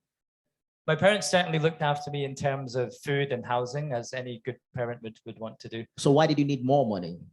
Well, a good question. So the first thing is there was no dashing of money to go and buy some fancy clothes or some sneakers or a chocolate bar or a can of cola. If I wanted those things, I had to go and work for it myself.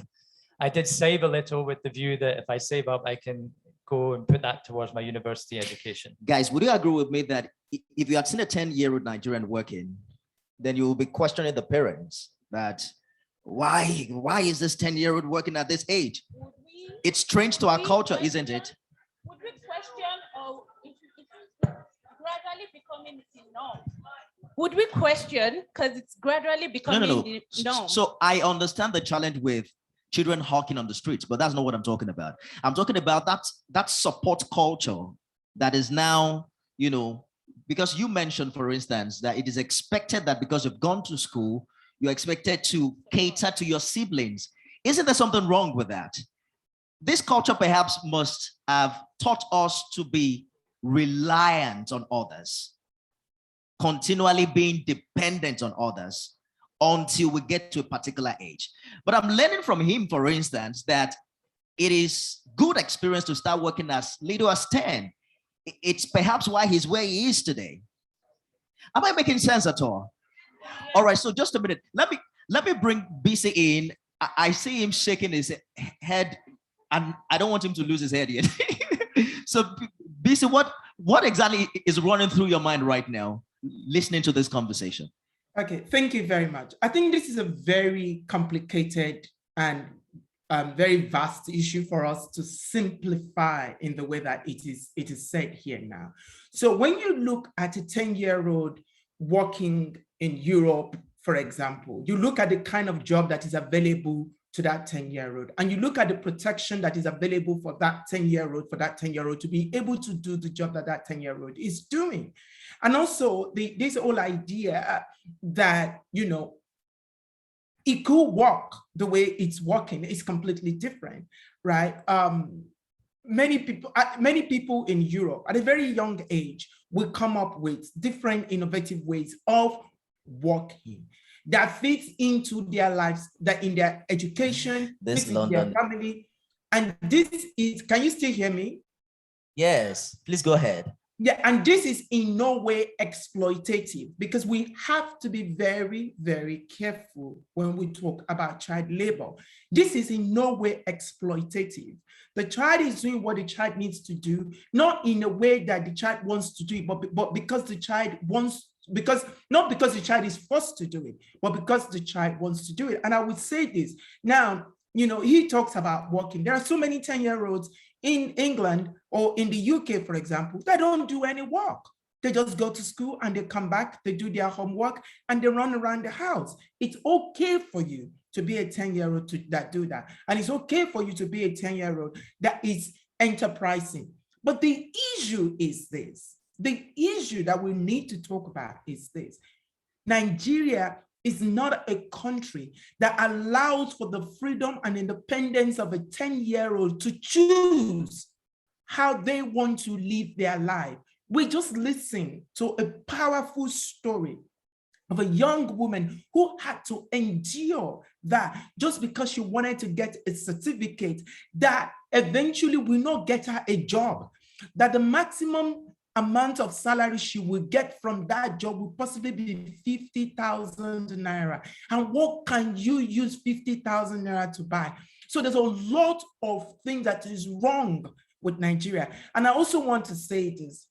We always think that financial independence is a solution. It is not the solution. It is part of the solution. I had financial independence. People still think that they have to poke their nose in my business. This is a bigger issue. We have a controlling society and we need to do something about that.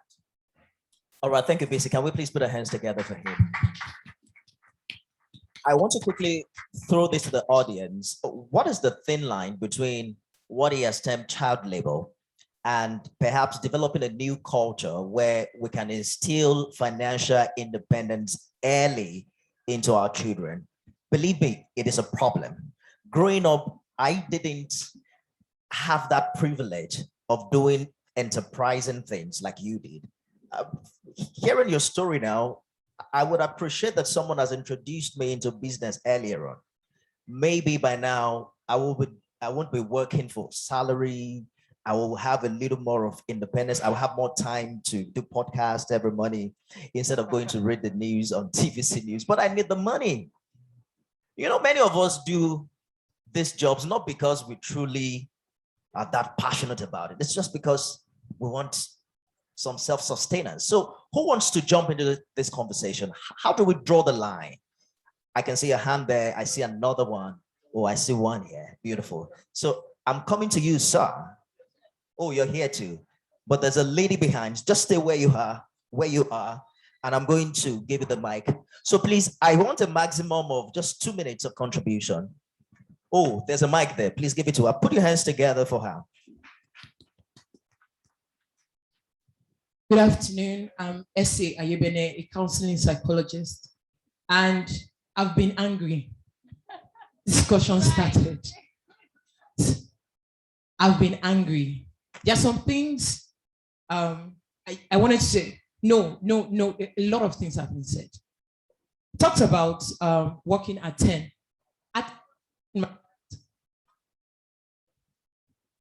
Hello?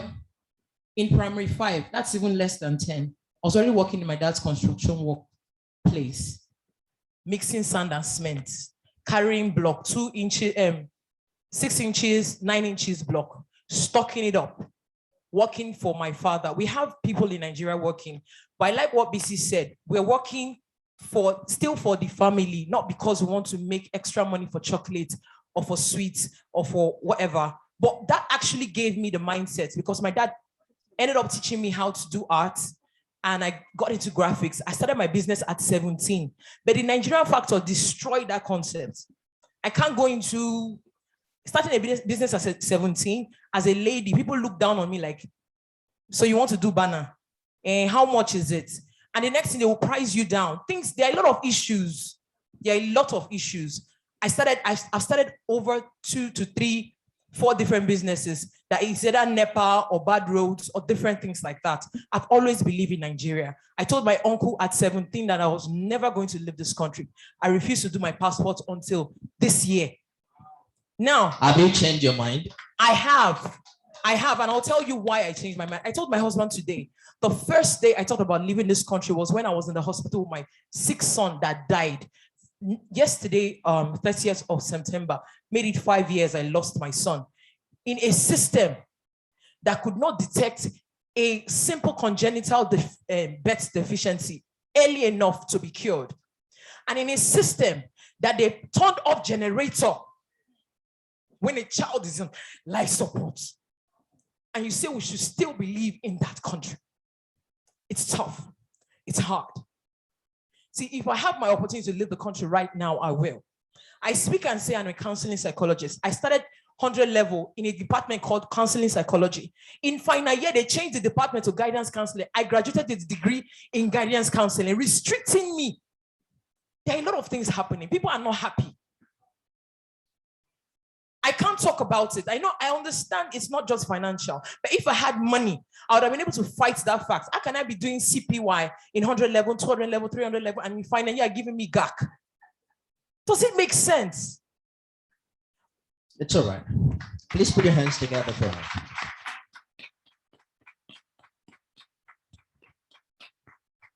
She almost got me teary there. Please, can we give the mic to the lady there?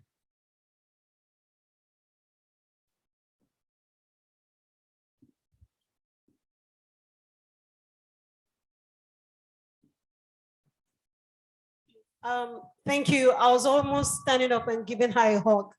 Yes, my name is Hajara Tunde. I work with the National Agency for Prohibition of Trafficking in Persons. And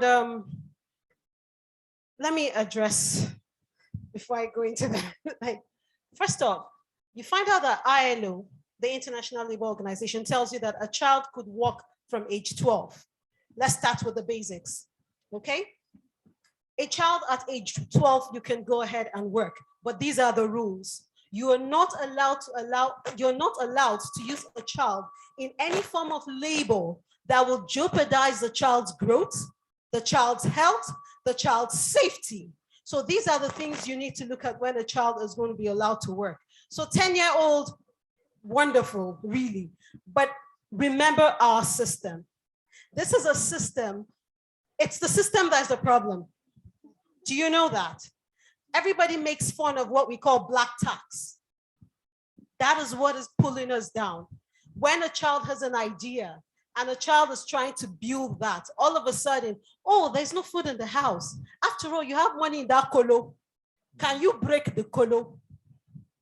Has that happened to any of you? Colo for the white guys here. Piggy bank. It's piggy bank, yes, piggy bank.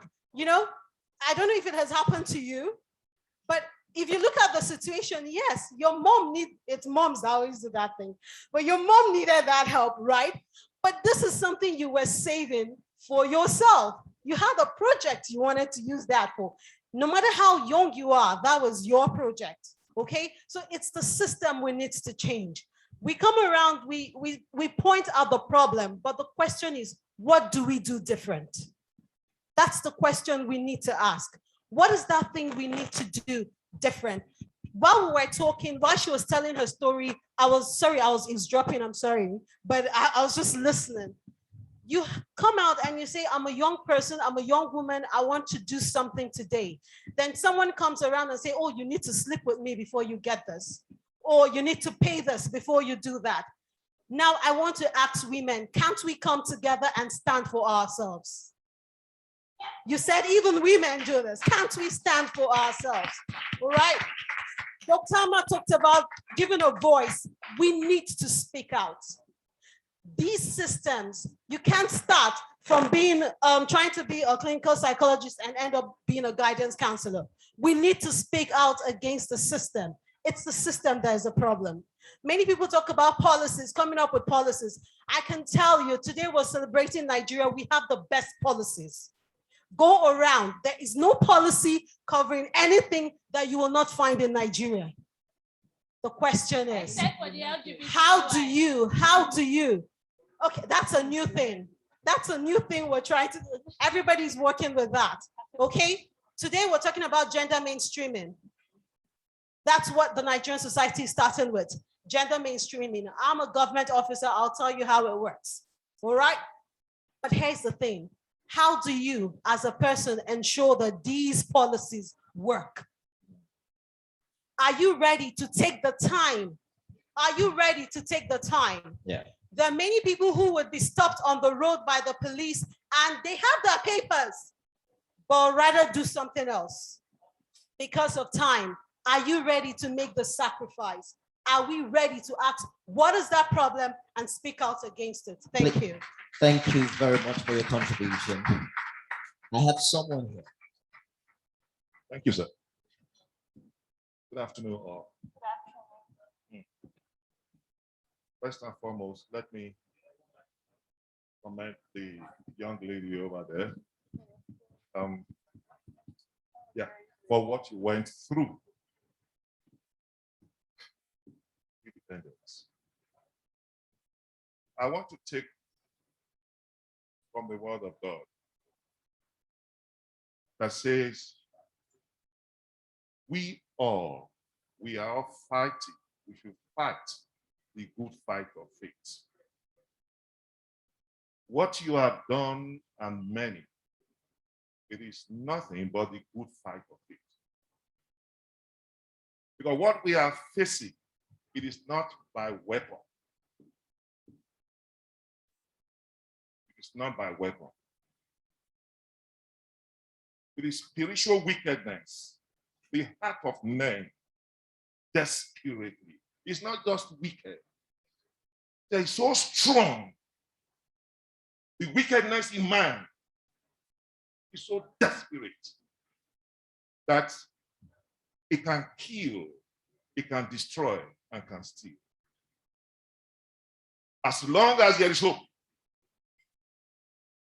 there's survival. Who is really dependent? With all that has been said, look at the woman that talked about her baby died in the process. Who is really dependent? Is Nigeria? Am I? Are you? Before we go to any country, you have to go through their laws.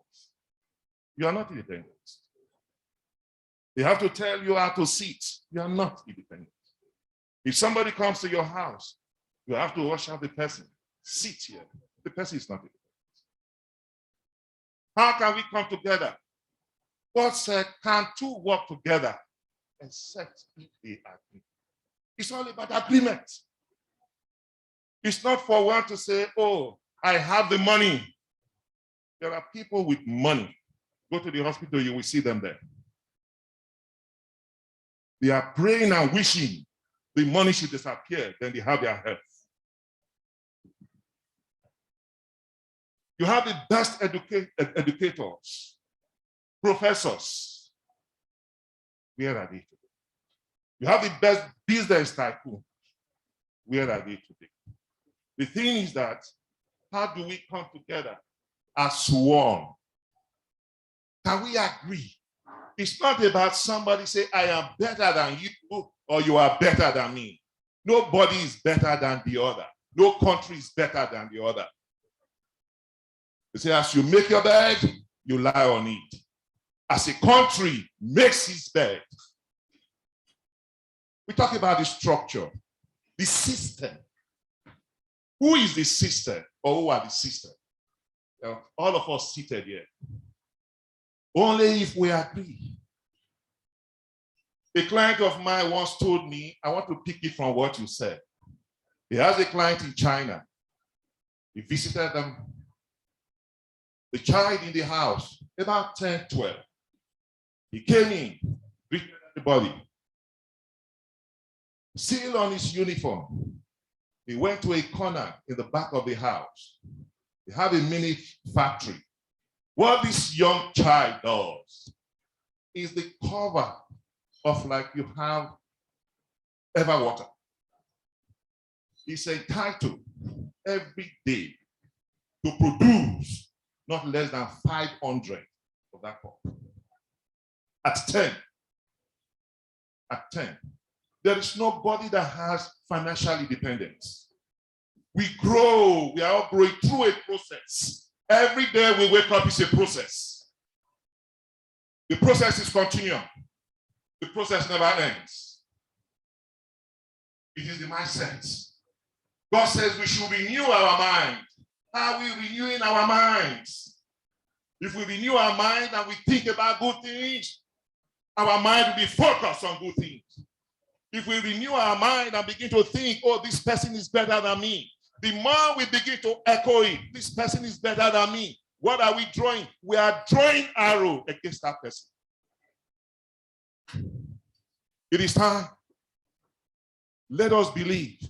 Because the God that created every one of us, he meant good for everybody. He meant good for every nation.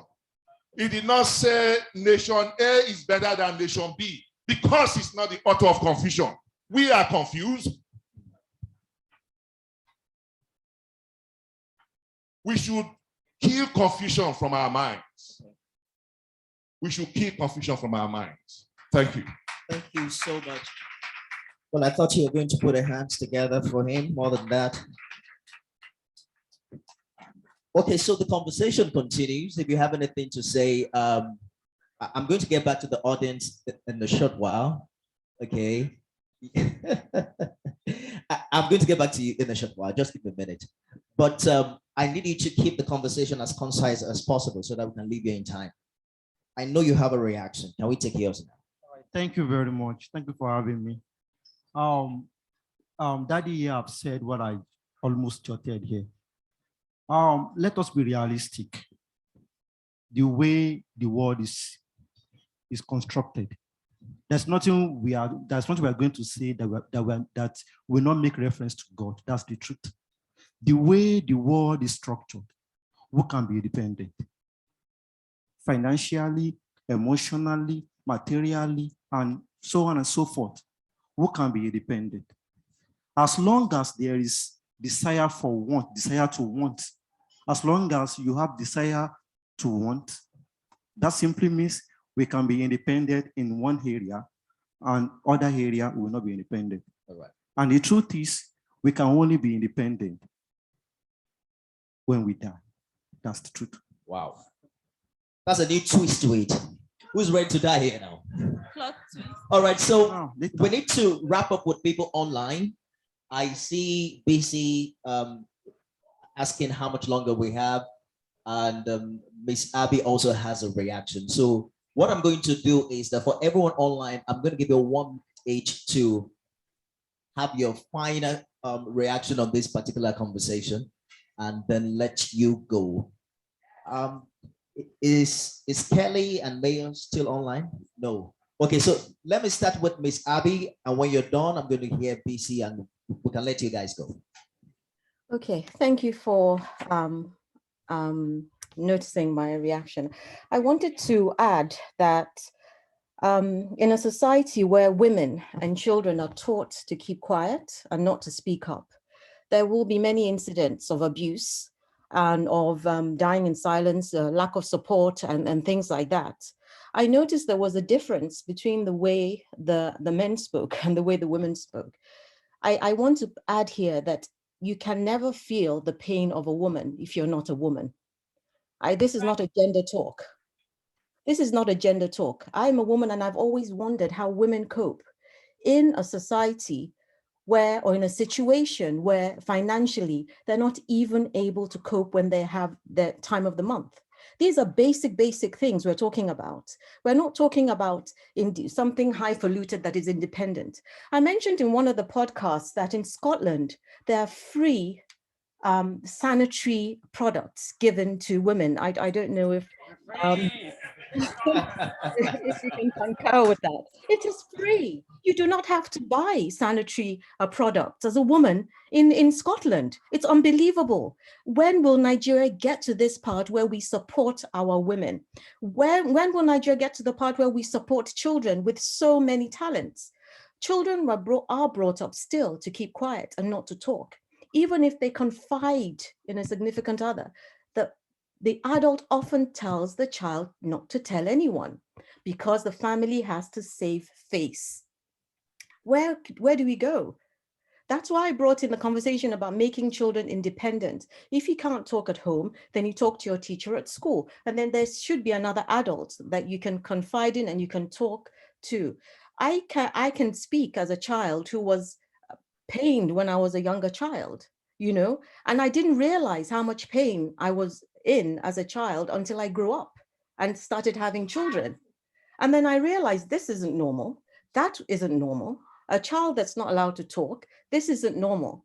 So I want to make sure that we're all seeing this from a platform whereby as women, we need to speak for ourselves. We need to speak for our children, and we need to speak up against the injustices that we face in a society where we can't even imagine a female governor, let alone a female head of state, because the women themselves are consigned to the situation where this is never going to happen. Is it really never going to happen? Seven women in the Senate, 22 in the House of Reps, 4 deputy governors. Guys, how do you think we're doing? Poorly, very bad. All right. That's a thumbs down from BC. BC, you have 1 minute.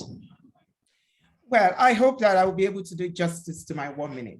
But I also want to ask, how do I address some of the things that have been said here without ruffling feathers? But if you know me very well, you will know that ruffling of feathers is what I do. But I'm going to put this into perspective. But first of all, my heart goes out to the lady who spoke about, you know, our educational dilemma. But on top of that, losing our child. If you ever find a very positive, affirming way to leave Nigeria, I want to seriously encourage you to be able to do that. Now, the second thing that I want to say is this. We live in a country, or we have a country, where the political elite colluded with the religious elite to rob Nigerians of their dignity. We live in a country where the white people who came with guns and chains and whips to take our forefathers into slavery and sold to us their white Jesus, to establish the fact that they are superior to us and they are superior than us, and rob us of our growth for years, 300 years of it. That we not look at the children of the enslaved sitting down and praising the gods of white people that white people don't worship anymore. We have a country where the religious leaders are selling us the idea of a white God, why they colluded with the politicians to rob us of our dignity. It saddens me, because I'm going to say this. I think this is about independence as well. The freedom of someone to come here and talk about how glorious God is, and the freedom of someone to come here and say, no, God is not going to save Nigeria. What is going to save Nigeria is that 2023, every Nigerian make a decision to take back Nigeria. We need to take back Nigeria from the political elite. We need to take back Nigeria from the religious leaders who continues in the name of God, whether it's Islam or it's Christianity, to rob average Nigerians of their birthright of being a Nigerian. We live in a country where more than 80% of the citizens cannot feed themselves, but the pastors expect you to give tithes and offerings every Sunday so that they can buy a private jet, and they tell you to go and pray to God to provide your needs for you. Nigerians have to wake up. This is not about getting on your knees. Get off your knees and get going, because the stories that we've heard today will continue. And these are people that are privileged to tell their stories. There are millions of Nigerians that cannot tell their story today. And they demand from all of us to stand up from our knees, because our knees is not working anymore. We need to get on our feet and demand to take Nigeria back. Thank you very much. BC Alibi, please put your hands together for BC. BC is executive coach, public speaker, international development consultant, and media commentator. He joins us live from London. Can we please put our hands together for him once again? Abby Shotimene is founder, parenting issues, educationist, advocate, author, and poet. She's live from London. Can we show her some love? We appreciate you, Abby. Thank you so much, guys. You can go now, except you just want to stick around to enjoy. We're going to do something very quickly. Please bring out your phones. How many of you came in with your phones?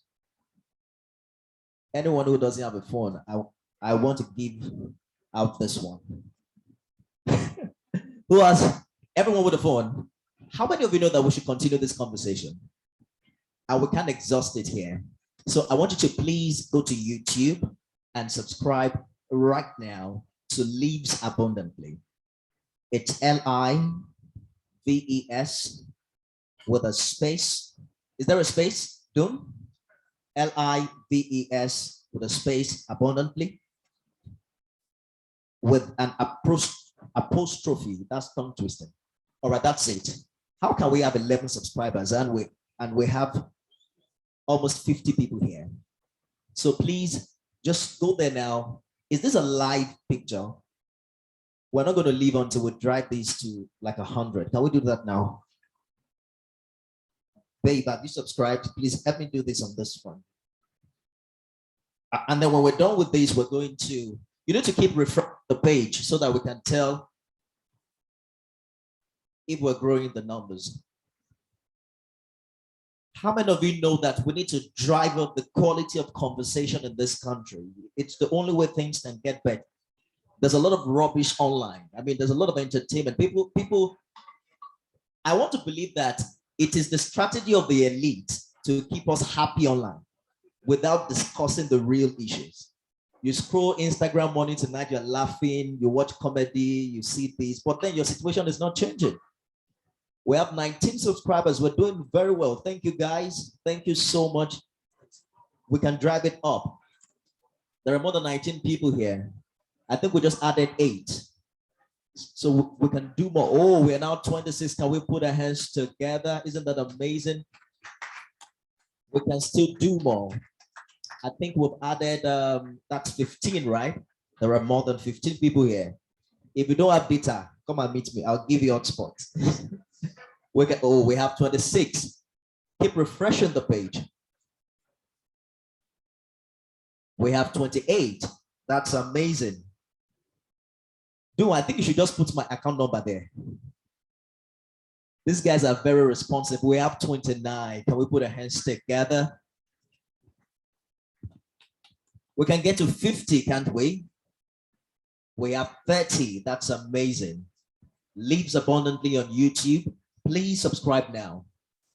Well, so what we have done in addition to the Thinking Reimagined podcast is to also record this podcast live with videos, and then we'll put the videos on this platform. Please keep subscribing. Now, let me introduce to you where you can get the audio podcast.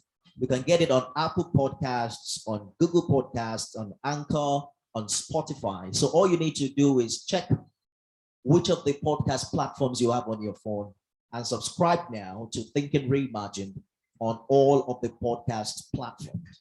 This is a conversation we must continue to have. We have recorded every week, and I think that it is a conversation that you will find not only informative, but indeed transformative. Ladies and gentlemen, we have 36. We're almost there. Can we put our hands together? Keep subscribing. Nobody is leaving until we have 50. So let's take one final contribution from the audience, and then we're going to move on to the closing remarks. Dune, are you refreshing this page? 38. Who else has not subscribed? You haven't. Your phone, where's your phone? Where's his phone? You won't leave this facility until you subscribe. All right, we want to ensure that we drive these numbers up. And I'm sure that for you to turn up today, we have 40. Can we put our hands together for ourselves? We have 40. We can drive it to 50 before we leave here. And the fact that you have come today means that you are the kind of people that would want this kind of conversation. All right, so please also turn on the bell. What happened? Somebody unsubscribed. Wait, so go and check. Did you unsubscribe? Also remember to turn on the bell once you have subscribed. Oh, we have 41. That's amazing. For sure, I'm going to give you the mic. Have you subscribed? I won't give you the mic if you have not subscribed. Multiple accounts. All right, you have 1 minute, quickly. Quickly, because of time, I just want to drive mindsets to security in Nigeria. If we are talking about child labor, we should always look at security, because a child of 10, of 12 working in Nigeria is basically risking being kidnapped, is risking being raped. So when we are trying to encourage child labor, enterprising spirits amongst our children, and every other thing in Nigeria, let us focus on security in the country. That is a major thing that will drive the economy, drive the politics, and build nation building for a better country. Thank you. Thank you so much, Francois, for your talk. I'm going to take one more. Thank you, sir. Yes, I'm coming to you. I can never forget. Because if I forget you, you won't play good music for us any longer. Please go ahead. Thank you. Maybe because you thought I was a DJ, that's why. But anyway, this is the issue. For those of you of the older generation, you would know that when we were younger, in secondary school, we could actually do what we call holiday jobs. Now, somewhere along the line, Nigerian economy went down. Everything was bad. If you had a Form 4, that would be SS2 certificate, you'll get a job in a bank. There were opportunities. So we now ask ourselves the question, why has Nigeria gone downhill in respect to independence, in respect to what you want to do as a person, most especially for the young ones? I met a girl some time back, and she said, she's in university, and she said her parents are asking her for house rent. Then you ask yourself, where do her parents want her to get the house rent? Basically, those are the girls on the streets right now. So the issue is the system. What is the system? The government. And if we do not change the government and vote rightly, not having election day as a holiday, nothing will change in this country. Number two, it has also been said here, another problem we have in the country is religion. God will do it. Definitely will do it, but if you don't work towards it, nothing's going to be done. So those are the contributions I just want to make. Yes, we believe in God, but the most important thing, God is not coming down to do elections for us, change our leaders, fight for our rights, and make things right. Thank you very much. Thank you so much. Please, how do I get that start? So I can look as funky as you. Ladies and gentlemen, we have 44 subscribers. Can we put our hands together for ourselves? But we can do better. 6 more and then we'll be good. I'm going to call on Dr. Amma for his closing remarks, but I want to first of all appreciate every one of our panelists today. They have done a great job. Kevin Conroy, thank you for sharing your story with us. It's very, very phenomenal. Please put our hands together for founder of Bature Brewery. I have to drink beer before I leave here.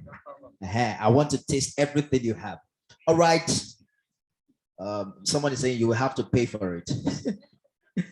Thank you so much to Toby G. Ayediron. Thank you so much for your presence. Can we put our hands together for him? Oluwatobi Ayodele, good to see you. And Chilean, Chilean shared a story that broke and made our hearts all together. Thank you so much. And to the lady who shared a story from behind, can we please celebrate her? Thank you for talking to us. Thank you for opening up. And have you gotten your passport now? Don't worry, vote for me in 2023. A big thank you to all of our panelists who also joined us online. Can we celebrate them? Ladies and gentlemen, you can have your seat. Thank you so much for coming today. Now listen to this. I'm going to call on Dr. Amma for his closing remarks. Can we please put our hands together?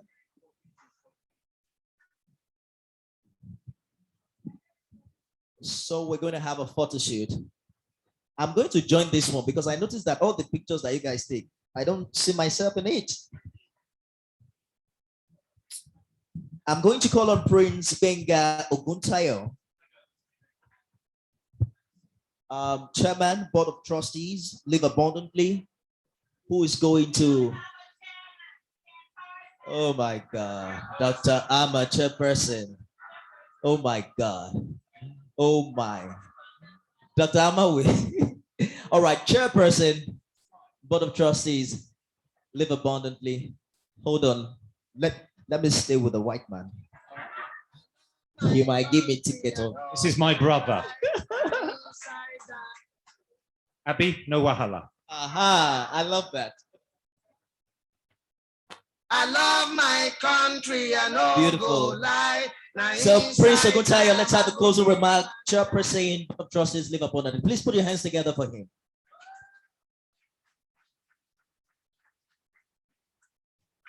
Good afternoon, ladies and gentlemen. I thank you all for coming today. I wear two hats here. Apart from being the chairperson of Live Abundantly, I'm also a director of Bature Brewery. So I'm also your host. It has been interesting. But what I want to say, whether you are abroad, whether you are here, only we can change our country. I salute every one of you coming today. I am here because I love my country. And this country is the greatest country in the world. Only we can change this country. Thank you. Who else agrees with him? Oh, I'm going to turn on the news and I say, hello everyone. The Nifemi Yogutoye on TVS News at 10. Can we please put our hands together for Prince Ogutai? Great voice he has there. Did you hear that? Only we can change our country. I want to say a big thank you to all of our sponsors and our partners on the show today. A big thank you to Bature Brewery, Allied Empowerment. Thank you to Biggie. Thank you to Punch, TVS News. Thank you to Belimpex. Thank you to Global Spinning Mills. And a big to every one of you who came today. Don't be in a hurry to leave. We're going to have the live band return. There's a lot to eat, a lot to drink. And of course, we're going to join you online on all of the podcast platform. Can we have it shown on the screen? And please don't forget to also subscribe on our YouTube channel. I am Nifemi Ogutoye. See you guys the next time. Country, I no go lie. Now inside down, I go live and die. I know my country, I no go lie. Now him and me go yap till I die.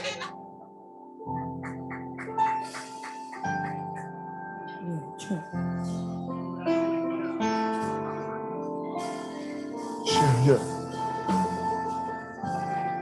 I see trees of green, rainbows into. I see them blue for me and you. And I'll think to myself,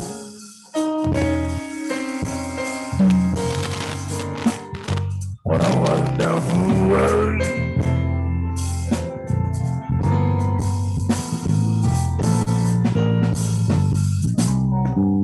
As the skies are blue,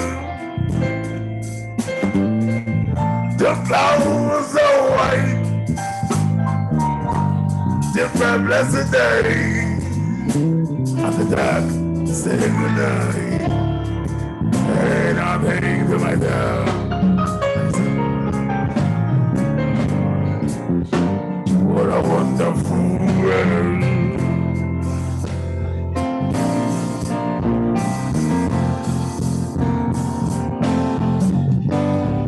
All about the rainbow, so pretty in the sky. Also what amazing. All people going by. I see friends shaking their hands. They say, oh, who do you do?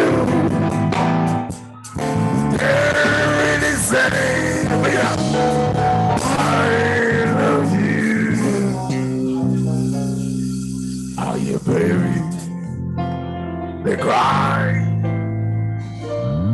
I was down road, there ain't much more than I ever knew.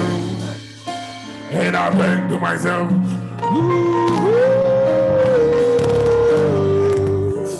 what a wonderful world.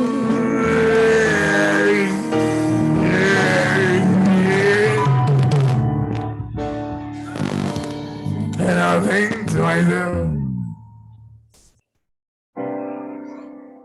what a wonderful world. Thank you. Let's go. Yeah,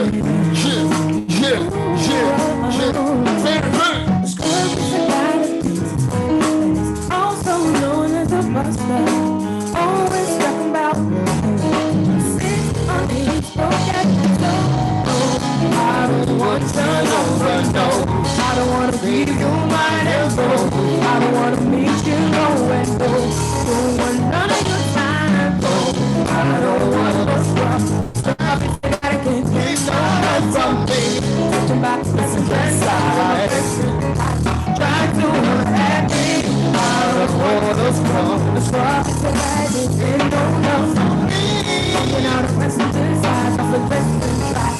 Try to the truth in me and give me stuff. No, that he's there, and I break. Looking like glass and it's damn it, it's damn it. So, I don't want your number, no. I wanna give you mine, no. I don't wanna meet you going. 1, 2, let's go.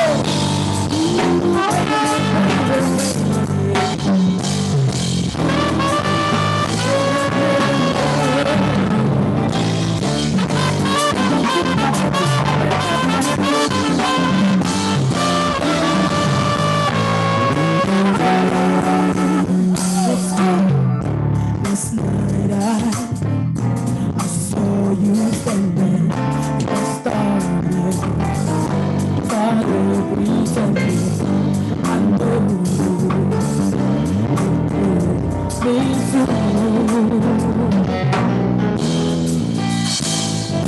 Just like a woman, try to come close, but you won't try. Now I dreamed of you ever since. Girl, I could never get things right. Oh, next time you come away, I'll know what I'll say. For a minute, girl, I want to know. I want to know. Can we talk for a minute? Girl, I want to know your name. Can we talk for a minute? Come on, hey. Let me take you back. Okay, let's go. Let's go. If you know this one, just sing along with me. Come on.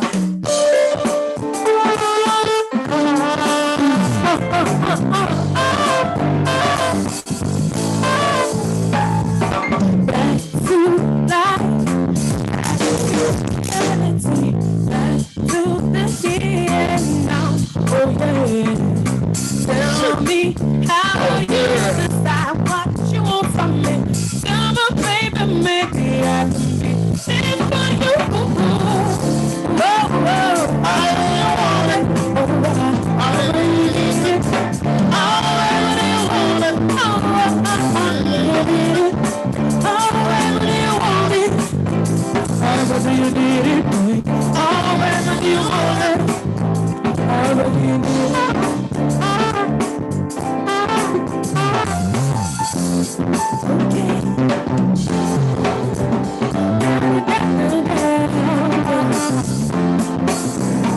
Everybody, let me tell you about my love from you.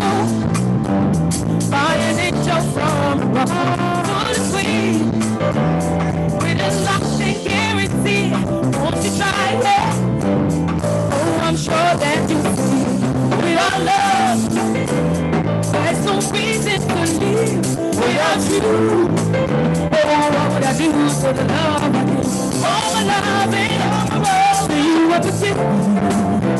And I promise you, tell us to listen. I'm thinking of you. And the things you do to me.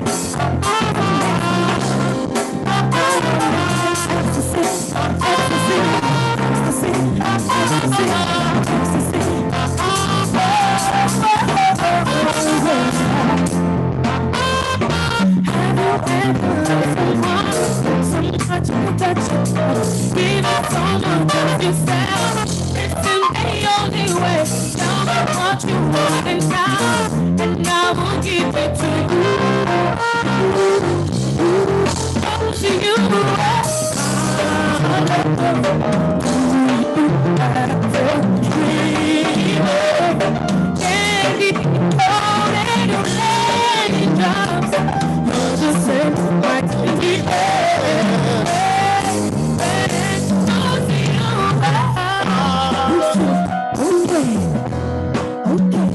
We're back to Nigeria.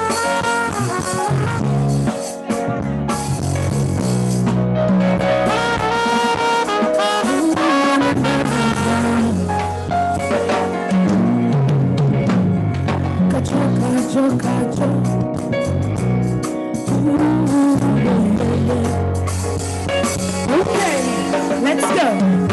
So, I'm not sorry. I got coming for yourself. Should have try hard again. But now my heart is still the baby. Up on me, ole coco. Shani, running. Tired of getting wrong. This should be another heartbreak song. Yeah. Somebody somewhere find me one day. Don't live just stay too far away. Somebody somewhere love me one day. Don't live just stay too far away. Yeah. Somebody, somewhere love me one day. Somebody, somewhere love me one day.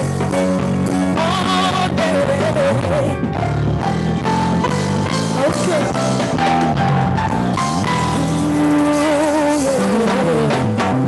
Say I want to leave in the morning, but I need you now.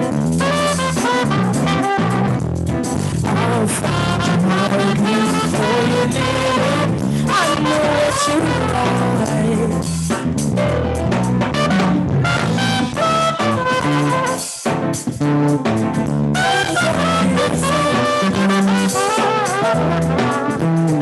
Try to teach you. I'm learning some lessons. I need to give it all. I'll try to do what I can. I don't know why you're the one. Tell me I don't mind. You don't need no other body. You don't need no other body. Only you feel home my body. Only you feel home my body. You don't need no other body. You don't need no other body. You don't need no other body. Oh no, you don't need no other body.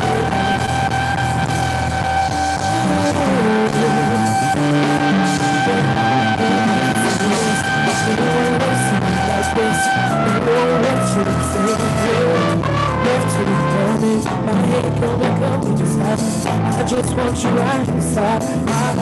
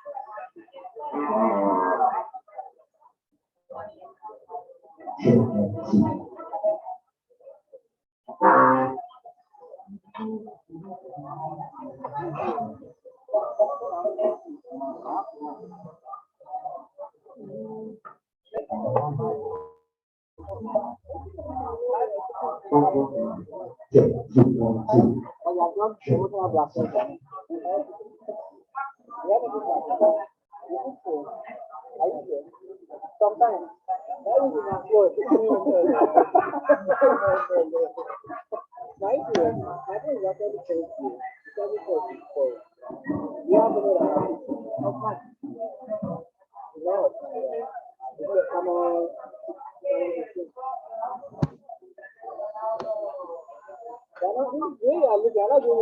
You phone in my bag. Don't try, no, I don't want to